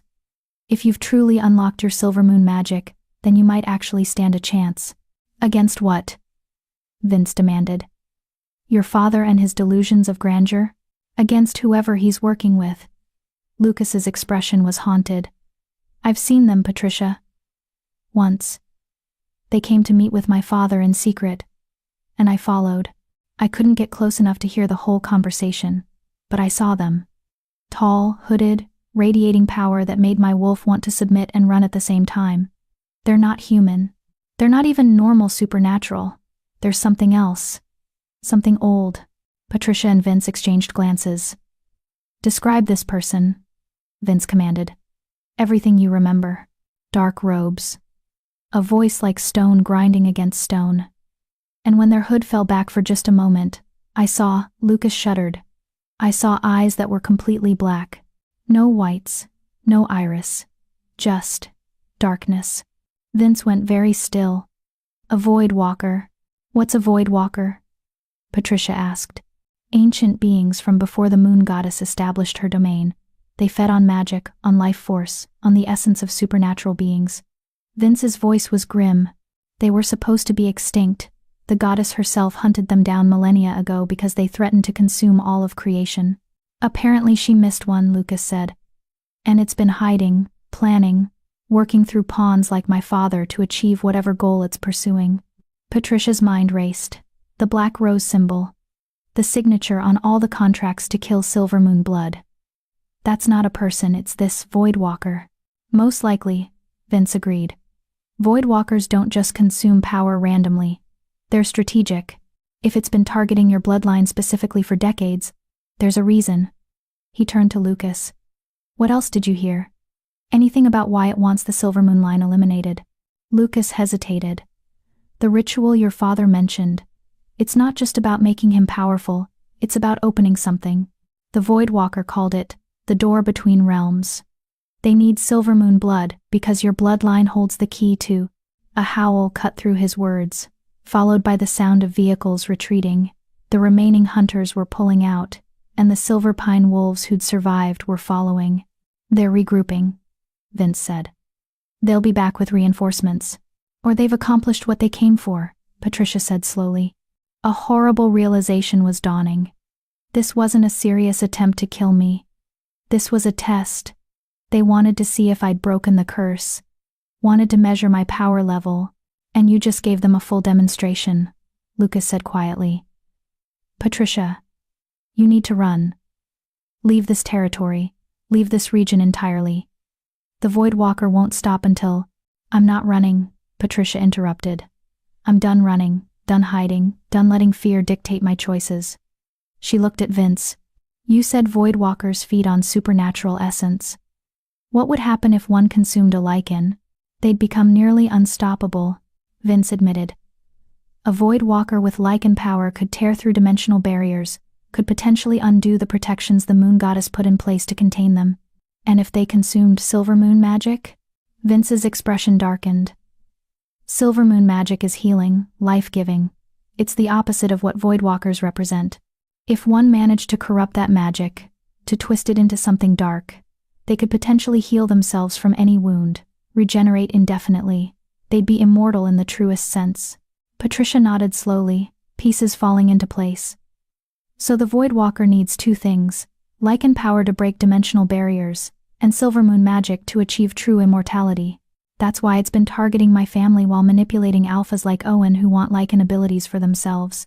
It's been playing both sides, Vince said, understanding dawning in his golden eyes, promising Owen power, while actually planning to use him as a pawn to acquire both sources of magic. The lunar eclipse in 3 days, Patricia said. That's when it plans to make its move. When it's strong enough to... She stopped, a wave of dizziness washing over her. The adrenaline that had been carrying her through the battle was fading, and she was suddenly aware of how much the moonlight essence had cost her. Her body was burning through energy at an unsustainable rate, and the wounds she'd been healing automatically were starting to slow in their recovery. "Patricia?" Vince caught her as she stumbled. "What's wrong?" "The moonlight," she gasped. "I drank it without proper preparation, and now my body is. It's trying to process power it's not ready for. Vince, I can feel it. If I don't. Her legs gave out, and she collapsed into his arms. The silver fur receded as her body involuntarily shifted back to human form, leaving her naked and shaking in the cool night air. Lucas immediately looked away, shrugging off his shirt and tossing it to Vince. "She needs a healer. Someone who knows silver moon magic. There are no silver moon healers left," Vince said, scooping Patricia up as if she weighed nothing. "Rosemary was the last, and she's gone. Then what do?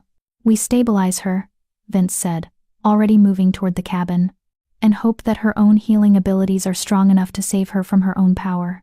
Patricia tried to speak, to tell them that she could feel her magic eating her from the inside, but the words wouldn't come. The world was spinning, her vision blurring at the edges. She'd broken the curse. She'd unlocked her true power. She'd fought alongside a Lycan king and survived. And now she was dying because her body couldn't handle what she'd become.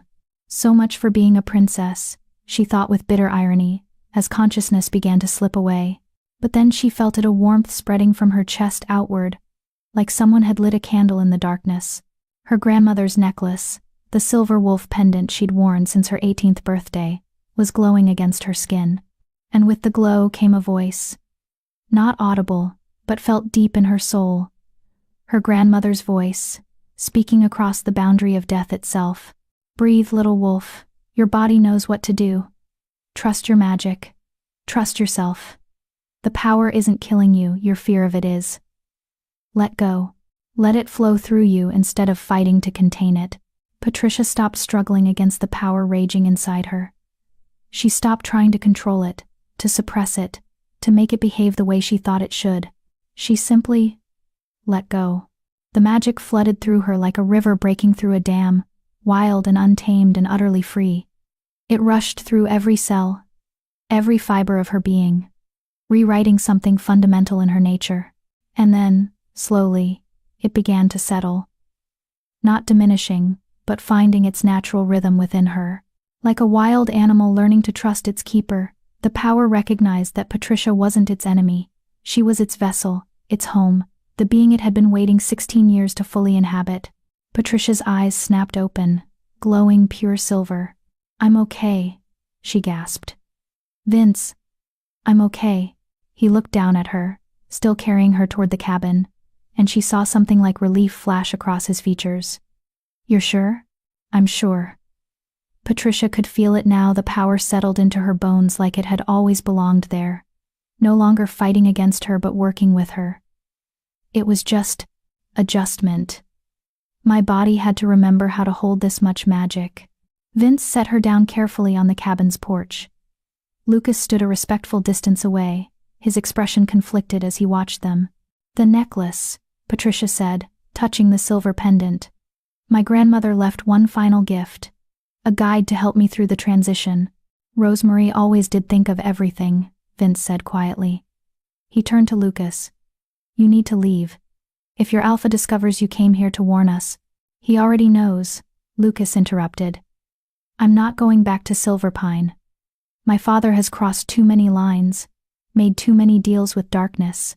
I can't serve an alpha who would sacrifice pack members to hunters, who would ally with a voidwalker for personal power." He looked at Patricia. "I know I don't deserve your forgiveness. I know I failed you in every way that matters. But if you'll allow it, I want to help. I want to stand against my father and whoever he's working with." Patricia studied him for a long moment. The mate bond was gone, severed completely by Vince's burning. She felt nothing when she looked at Lucas except a distant sort of pity for the man who'd been too weak to fight for what he wanted. But she also remembered the boy who'd been her friend, who'd tried to protect her in the small ways he could, and she thought about the bigger picture, about facing a Voidwalker and a corrupted Alpha in 3 days with only Vince at her side. They could use another ally. "You can stay," she said finally. "But understand this, Lucas. I'm not the Omega you rejected. I'm not the girl who would have forgiven anything to keep the peace. If you betray us, if you put us in danger through weakness or misplaced loyalty, I will end you myself. Is that clear?" Lucas nodded solemnly. "Crystal clear." "Good." Patricia stood, wrapping Lucas's shirt around herself more securely. "Then here's what we're going to do. We have 3 days until the lunar eclipse. 3 days to prepare for a battle against a Voidwalker, a corrupted Alpha, and whoever else they've recruited to their cause." "That's suicide," Lucas said. "We should be running, hiding, finding reinforcements." "There are no reinforcements," Patricia interrupted. "The supernatural world has been ignoring the threat of Voidwalkers for millennia because they thought they were extinct. Even if we could convince other packs or covens to help us, they'd never mobilize in time." "She's right," Vince said. "This fight is ours. But Patricia, you've only just broken your curse. You haven't had time to learn to control your power, to understand the full extent of your abilities. Fighting a Voidwalker now is exactly what my grandmother prepared me for," Patricia finished. "Why do you think she left all those books? All those instructions? She knew this day would come. She knew that eventually, the darkness targeting our bloodline would show itself." Patricia moved to the cabin's ruined doorway, looking out at the destruction of the battlefield. "We have 3 days. So we use them. We train. We plan. We learn everything we can about Voidwalkers and how to kill them." "Assuming they can be killed," Lucas muttered. Patricia turned to face them both, and in the moonlight, her silver eyes glowed with determination and power. "Everything can be killed. It's just a matter of finding the right weapon." She thought of her grandmother's dagger, still stained with hunter's blood. She thought of the books filled with ancient knowledge. She thought of Vince's centuries of experience and Lucas's insider knowledge of Owen's plans. They were outnumbered, outgunned, facing an enemy that had been planning this confrontation for decades. But they had something the Voidwalker didn't. They had nothing left to lose. 3 days, Patricia repeated. "And then we end this." Chapter 10, The Eclipse. 3 days had never felt so short and so long at the same time. Patricia spent every waking moment preparing for the confrontation she knew was coming. Vince drilled her relentlessly in combat, pushing her newly awakened powers to their limits and beyond. Her silver moon magic was extraordinary. She could heal wounds that would have killed normal wolves, could sense life force from hundreds of yards away, could even manipulate the energy of living things to strengthen allies or weaken enemies. But power without control was just chaos waiting to happen. "Again," Vince commanded, his golden eyes tracking her movements as she practiced shifting between forms. "Faster. In a real fight, hesitation means death." Patricia gritted her teeth and shifted, her body flowing from human to wolf and back again in the span of a heartbeat. It was getting easier, more natural, but it still cost energy she wasn't sure she'd have in abundance during an actual battle. Lucas proved surprisingly useful despite his complicated history with them.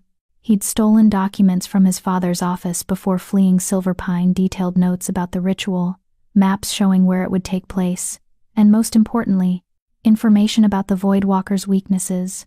"According to this," Lucas said, spreading the papers across the cabin's repaired table, "Voidwalkers are vulnerable during dimensional transitions. When they're pulling power from the void to fuel their magic, there's a moment, maybe 3 seconds, where their physical form becomes unstable." 3 seconds isn't much, Patricia observed, studying the ancient diagram that accompanied the notes. It showed a figure wreathed in darkness, with specific points marked on its body in red ink. "It's enough if you're fast enough," Vince said. "And with Silvermoon's speed enhanced by your healing magic, you're faster than anything the Voidwalker has likely encountered in centuries." "There's more," Lucas continued. "The ritual requires specific components. Silvermoon, blood, obviously. A vessel to contain stolen Lycan essence. My father believes he'll be that vessel, and a tether to anchor the Voidwalker to this dimension while it performs the transformation. What kind of tether? Patricia asked. Something with strong emotional resonance to the Silvermoon bloodline. Lucas met her eyes. Something that belonged to someone you loved. Something that carries the weight of grief and loss. Patricia's hand went instinctively to her grandmother's necklace. They'll need an artifact from my family. Which they don't have, Vince pointed out. Everything your grandmother owned is either destroyed or in this cabin. Unless they took something from my parents' graves, Patricia said quietly. Or from our old house. Lucas, what happened to my family's belongings after they died? Lucas's expression turned grim. My father had everything boxed up and put in the pack house basement. He said it was standard procedure for deceased pack members, but now... He trailed off, meaningfully. Now we know he was collecting potential tether objects, Patricia finished. Anger burned hot in her chest. He's been planning this since before my parents even died. All of it, their murder, my suppression, the rejection, it was all leading to this moment. Then, we use that against him, Vince said firmly. He thinks he knows what to expect. He thinks you're still the frightened Omega he terrorized for years. We show him exactly how wrong he is. The night of the lunar eclipse arrived with unusual clarity. No clouds marred the sky, and the moon hung full and heavy, already beginning its journey into Earth's shadow. Patricia stood outside the cabin, dressed in practical combat clothing Lucas had acquired, her grandmother's dagger strapped to her thigh, and the silver necklace glowing faintly against her skin. Ready? Vince asked, appearing beside her in his human form. He dressed for battle, too dark clothing that wouldn't restrict movement, no jewelry or accessories that could be used against him. No, Patricia admitted. But I don't think anyone's ever truly ready to face a creature from before creation. We just do it anyway. Lucas emerged from the cabin, carrying a pack filled with supplies. I've marked the location on the map. It's an old stone circle about 5 miles north of here, right on the border between Lycan territory and what used to be Silver Pine land, neutral ground technically. How many wolves will Owen bring? Patricia asked. All of them, Lucas said quietly. Every wolf capable of fighting. He's told the pack this is a holy mission, that they're helping him ascend to protect them all from outside threats. They don't know about the Voidwalker. They think they're just there to witness their alpha's transformation.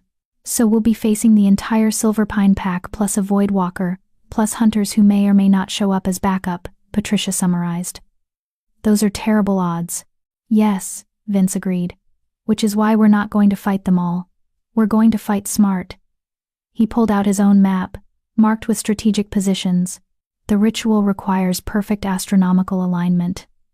That gives us a window of maybe 20 minutes where the moon is fully eclipsed. During that time, the Voidwalker will be focused on the spell. Owen will be focused on his transformation, and the pack will be focused on watching. That's when we strike, Patricia said, understanding dawning. Exactly. We let them begin the ritual, let them think everything is going according to plan. And then, when they're most vulnerable, most distracted, Vince's smile was sharp and cold. We destroy everything they've worked for. There's one problem, Lucas interjected. The ritual requires your blood, Patricia. Which means they'll be expecting you. If you don't show up, they can't complete it. Owen will know something's wrong. Then I'll give them what they expect, Patricia said, an idea forming. I'll let them capture me. Absolutely not, Vince said immediately. Think about it, Patricia argued. If I'm already there, already positioned where they need me for the ritual, they won't be watching the perimeter. They won't expect an attack, because they'll think they've already won. Or they'll kill you the moment they have you, Vince countered. Patricia, you're powerful, but you're not invincible. One silver blade in the right place. And all of this preparation means nothing. He's right, Lucas said reluctantly. My father won't take chances with you, not after seeing what you can do. Patricia looked between them, frustration building. So what do you suggest? We charge in and hope for the best? We use a distraction, Vince said. Something big enough to divide their attention but not so obvious that it tips them off to our real plan. He turned to Lucas. You said your father believes you've gone rogue, correct? Yes. He's declared me a traitor to the pack. Good. Then you're going to show up at that ritual and offer your father what he wants most, a way to prove his power in front of his entire pack. Lucas's eyes widened. You want me to challenge him? For the alpha position. A formal challenge, witnessed by the pack and conducted under traditional law, Vince confirmed. It's the one thing Owen can't ignore without looking weak in front of his wolves. He'll have to accept, which means he'll have to delay the ritual until the challenge is resolved. That only buys us a few minutes, Patricia protested. The eclipse window is narrow. A few minutes is all we need, Vince said. While Owen is distracted fighting Lucas, while the pack is focused on the challenge, you and I infiltrate the ritual site. We destroy the tether, kill the Void Walker during its vulnerable moment, and end this before Owen even realizes what's happening. Patricia studied the map, running through the plan in her mind. It was risky, relied on too many variables falling perfectly into place, but it was also their best shot at survival. All right, she said finally. We do it your way. But Lucas, she turned to face him directly. You understand what this means, don't you? Challenging your father in front of the pack. Even if we win tonight, even if we stop the Void Walker, the pack will never fully accept you as alpha. You'll always be the son who betrayed his father. I know, Lucas said quietly, but some things are more important than acceptance, like making sure the pack survives at all, like standing up to evil instead of enabling it. He met her eyes, like trying to make amends for being too weak to fight for what mattered when it actually counted. Patricia nodded slowly. There was nothing more to say. They had a plan. They had their weapons. And in less than 2 hours the lunar eclipse would reach its peak. Time to end this. The stone circle was exactly as ancient and ominous as Patricia had expected. 12 massive stones arranged in a perfect circle, each one carved with symbols that predated modern language. The Silver Pine pack had gathered in a loose perimeter around the circle, maybe 60 wolves in total, all watching their alpha with expressions ranging from reverence to uncertainty. Owen Kane stood in the center of the circle, dressed in ceremonial robes that looked ridiculous on his bulky frame. Beside him stood a figure in dark robes, the Void Walker, its face hidden beneath a deep hood, and arranged around them were the components for the ritual. A silver bowl filled with something that glowed faintly red, a dagger that radiated dark energy, and suspended from a tripod, a photograph of Patricia's mother. The tether. Patricia felt rage burn through her at the sight of her mother's image being used for dark magic. She was crouched in the underbrush with Vince, watching from a distance as the moon slowly entered Earth's shadow. Wait, Vince whispered, his hand on her arm. Not yet. The eclipse progressed. Shadows crept across the moon's face like a slow-moving disease, dimming the natural light until the world seemed to exist in shades of gray and black. Owen raised his arms, his voice carrying across the clearing. Tonight, my pack, you witness the dawn of a new era. Tonight, I ascend beyond mere alpha, beyond the limitations of our kind. Tonight, I become something the world has not seen in millennia, a true Lycan. The pack howled their approval, though Patricia noticed several wolves who remained silent, their expressions doubtful. The Void Walker stepped forward, and when it spoke, its voice seemed to come from everywhere and nowhere at once. The blood of Silvermoon.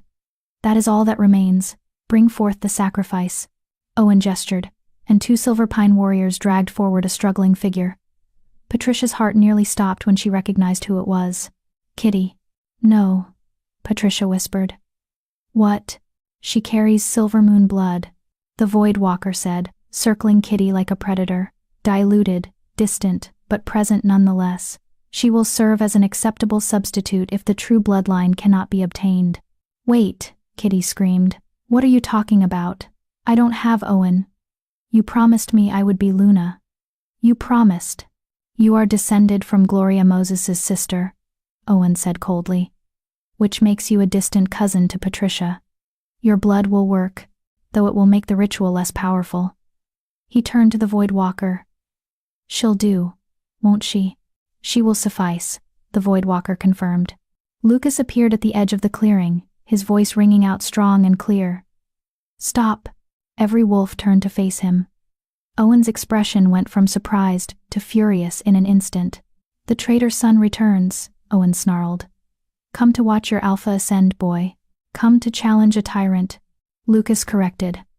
I, Lucas Morrison, son of Owen Kane and Gloria's nephew by marriage, invoke my right to challenge for the alpha position of Silverpine Pack. The pack erupted in chaos. A formal challenge couldn't be ignored, not without Owen losing all credibility. But the timing couldn't have been worse. The eclipse was nearly complete, the ritual window rapidly closing. You choose now? Owen roared. You dare interrupt my ascension with this farce?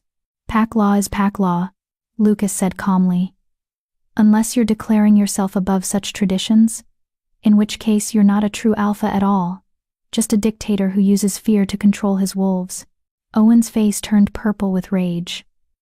Several pack members were nodding at Lucas's words, doubt spreading through the gathered wolves like wildfire. Fine, Owen spat. I'll kill you quickly and get back to important matters. But know this, boy, you've just ensured your death is witnessed by everyone you ever knew. That's the plan, Lucas said, and shifted. The two wolves clashed in the center of the clearing, and the pack's attention shifted entirely to the battle. Owen was larger, more experienced, fighting with the brutal efficiency of an alpha who'd held his position for decades. But Lucas was younger, faster, and fighting for something more than just power. Now, Vince whispered. They moved together, two shadows in the darkness of the eclipse, circling around the distracted pack to approach the ritual site from the opposite side. The Voidwalker stood motionless, seemingly unconcerned with the challenge happening a dozen yards away. That should have been Patricia's first warning. They were 10 feet from the stone circle when the Voidwalker spoke without turning around.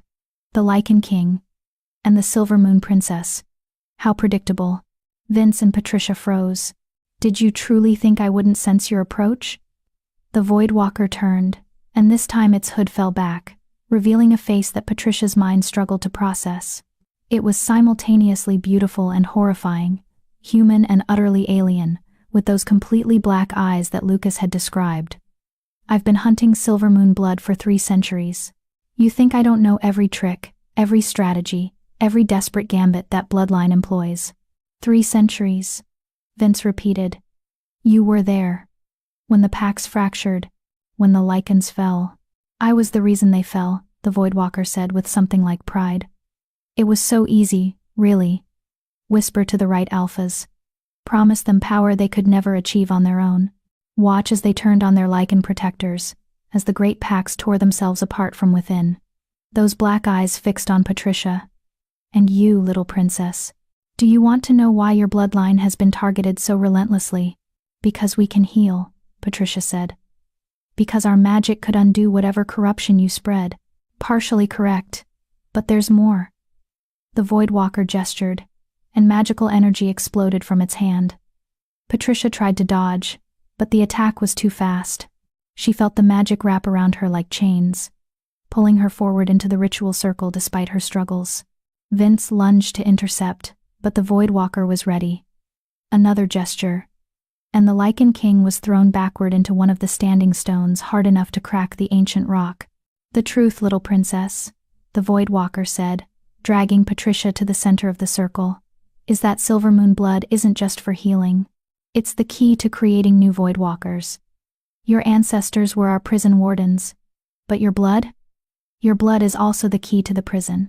Patricia struggled against the magical bonds, but they held fast. Around them, the pack was still focused on Owen and Lucas's battle, unaware that the real danger was happening right behind them. For 300 years, I've been collecting Silver Moon essence, the Voidwalker continued. Every murder, every drop of blood spilled, has been stored, preserved, waiting for this moment.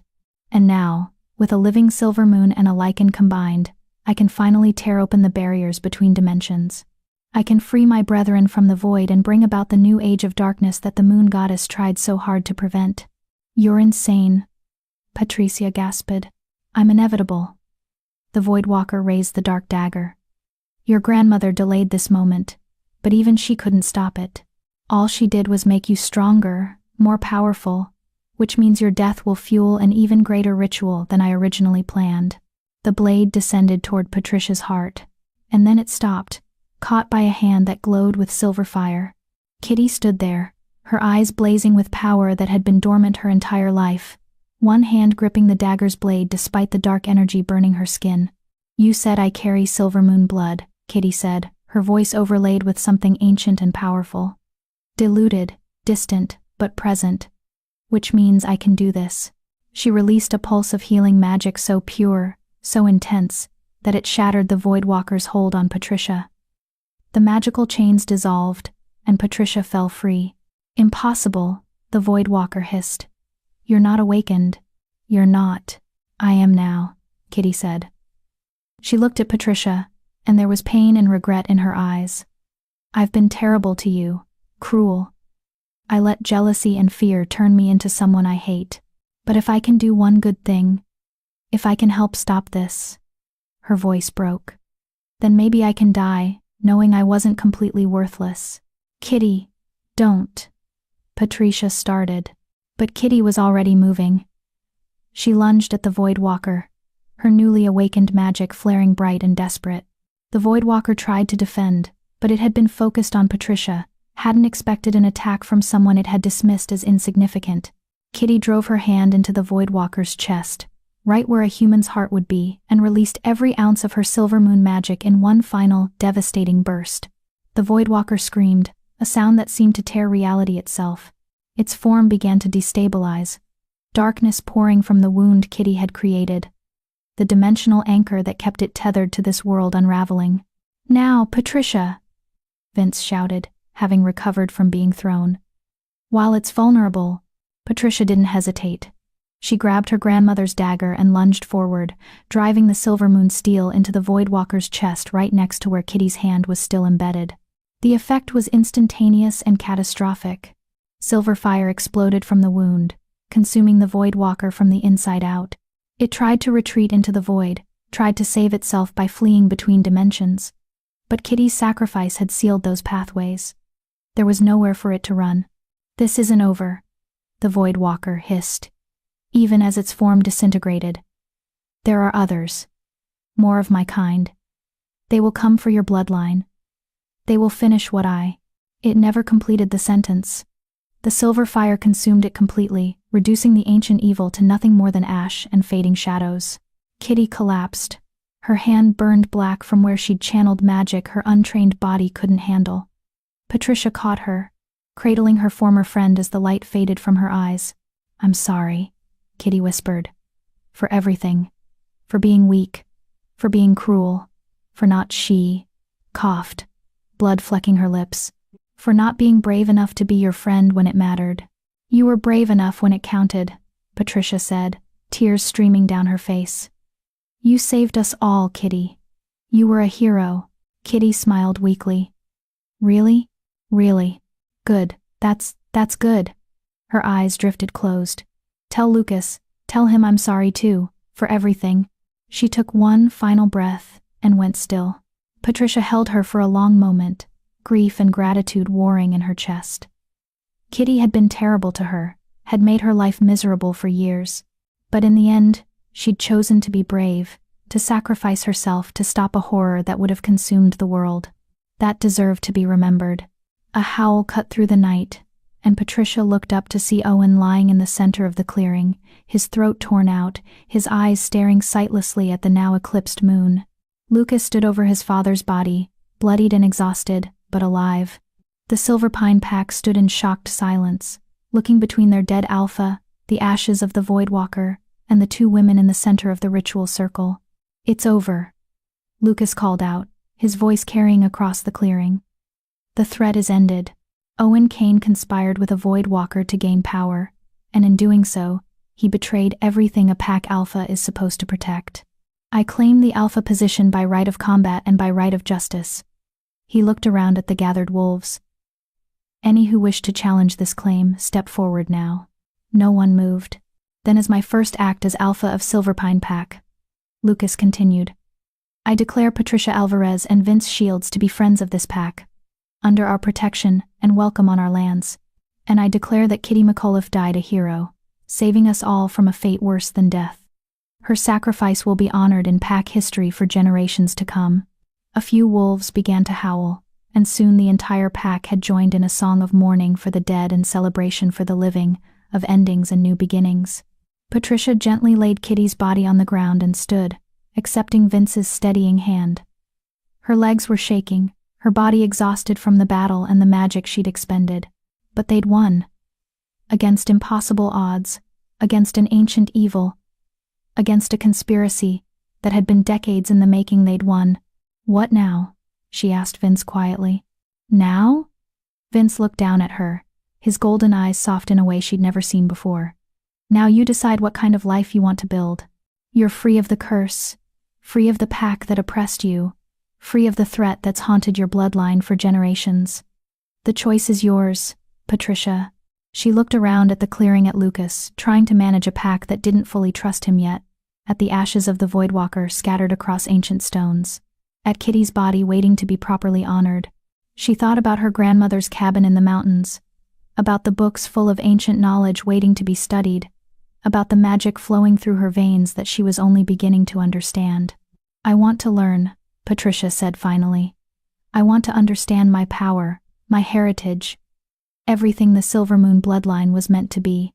And I want to make sure that what happened to my family never happens to anyone else." She looked up at Vince. "Will you teach me? Really teach me? Not just the basics, but everything you know about old magic and ancient powers?" Vince studied her for a long moment, then smiled a genuine smile that transformed his entire face.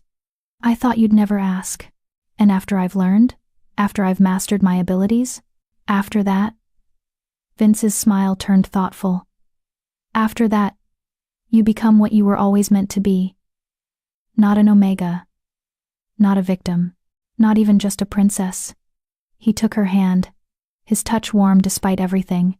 "You become the protector your bloodline needs. The healer the supernatural world has been missing.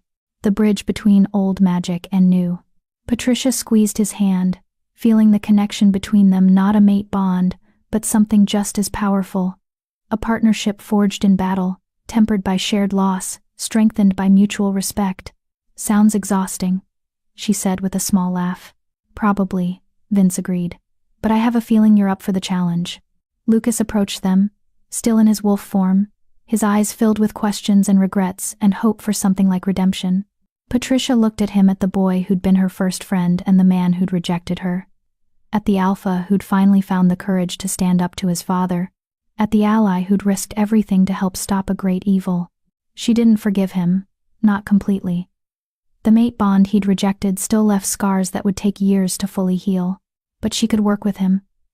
Could help him build a pack that was better than the one Owen had created.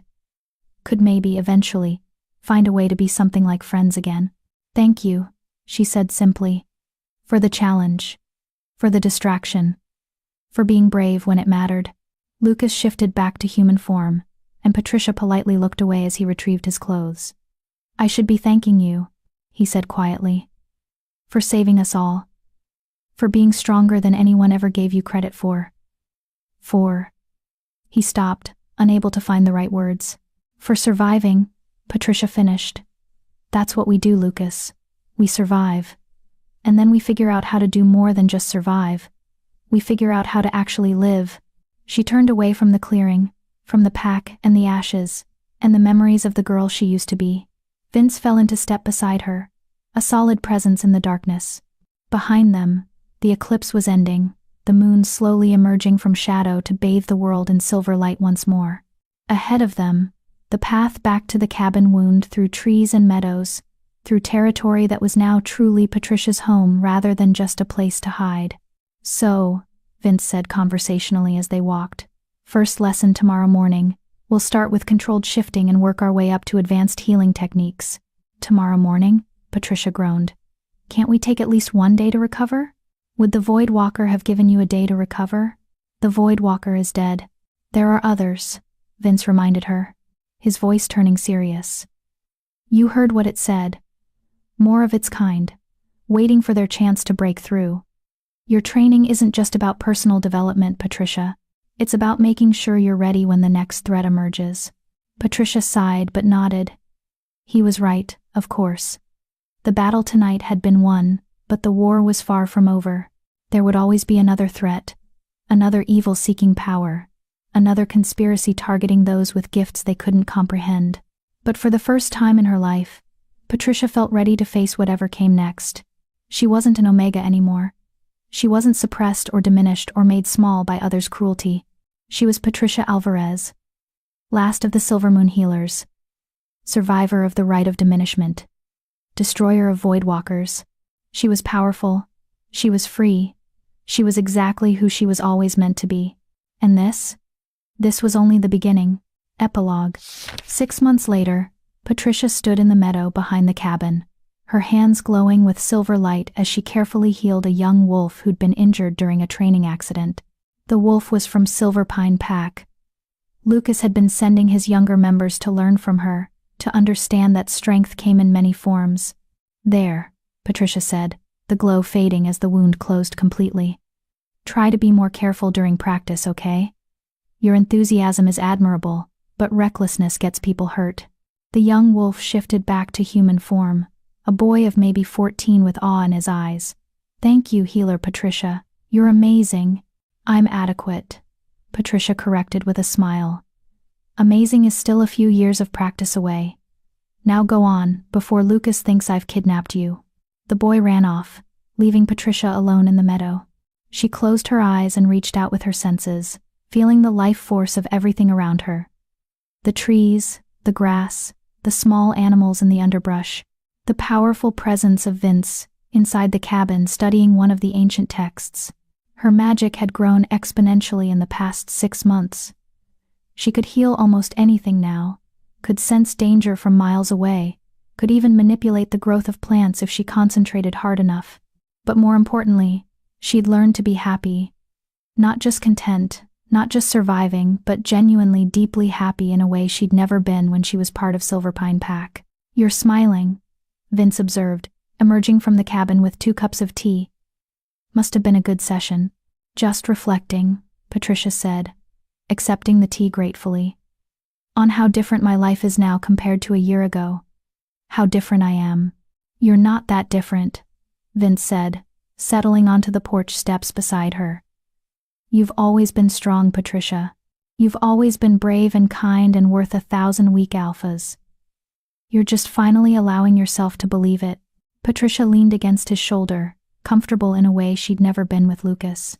The mate bond she'd lost had been replaced by something she valued even more. A true partnership built on respect, trust, and genuine care. "I got a letter from the Nightshade Pack today," she said. "They want to send some of their young healers to train with me, to learn the old Silver Moon techniques." "What did you tell them?" "That I'd think about it. Taking on students is a big responsibility." "You'll be excellent at it," Vince said with confidence. "You have your grandmother's gift for teaching and your own experience of being underestimated. You'll understand them in ways most teachers never could." Patricia smiled. "Look at you, being all wise and supportive. What happened to the terrifying Lycan king, who threatened to throw me off his territory?" "He met someone who reminded him why protecting others matters," Vince said quietly. "Why emerging from isolation and engaging with the world, despite all its pain and cruelty, is still worthwhile." Patricia turned to look at him, seeing past the ancient power and the fearsome reputation to the person underneath. A person who'd been hurt, who'd lost everything, who'd spent 300 years alone because he thought he'd failed the ones who mattered most. A person who was choosing, every day, to believe in connection again. "Thank you," Patricia said softly, "for everything, for training me, for protecting me, for being the ally my grandmother knew I'd need." "Thank you," Vince countered, "for being brave enough to claim your inheritance, even when you had no idea what you were walking into. For breaking a curse that should have been unbreakable. For reminding me that some things are worth fighting for." They sat in comfortable silence, watching the sun set over the mountains, painting the sky in shades of gold and purple. Somewhere in the distance, a wolf howled, probably one of Lucas's pack, out on evening patrol. Patricia's life had changed in ways she could never have imagined a year ago. She'd lost friends, gained new ones, discovered powers she didn't know existed, and fought battles that should have been impossible to win. But sitting here, in the peace of the mountain meadow, with tea warming her hands and a true friend at her side, Patricia realized something important. She'd found more than just survival. She'd found purpose, community, a future worth fighting for. The Silver Moon bloodline hadn't ended with her grandmother's death. It had been reborn, stronger and wiser, ready to face whatever challenges the future held. And Patricia Alvarez, once rejected, once suppressed, once made to feel worthless, was ready to embrace every moment of the extraordinary life ahead of her. She was free. She was powerful. She was exactly where she was supposed to be. And this time, no one would ever make her forget it. Dear viewers, as we reach the end of Patricia's journey from rejected Omega to powerful Silver Moon healer, I can't help but wonder, what would you do if you discovered that everything holding you back was never real, just lies others told you about yourself? Have you ever had to choose between staying safe in what's familiar or risking everything to become who you're truly meant to be? If Patricia's story resonated with you, please hit that like button and share your thoughts in the comments below. I'd love to hear your reflections.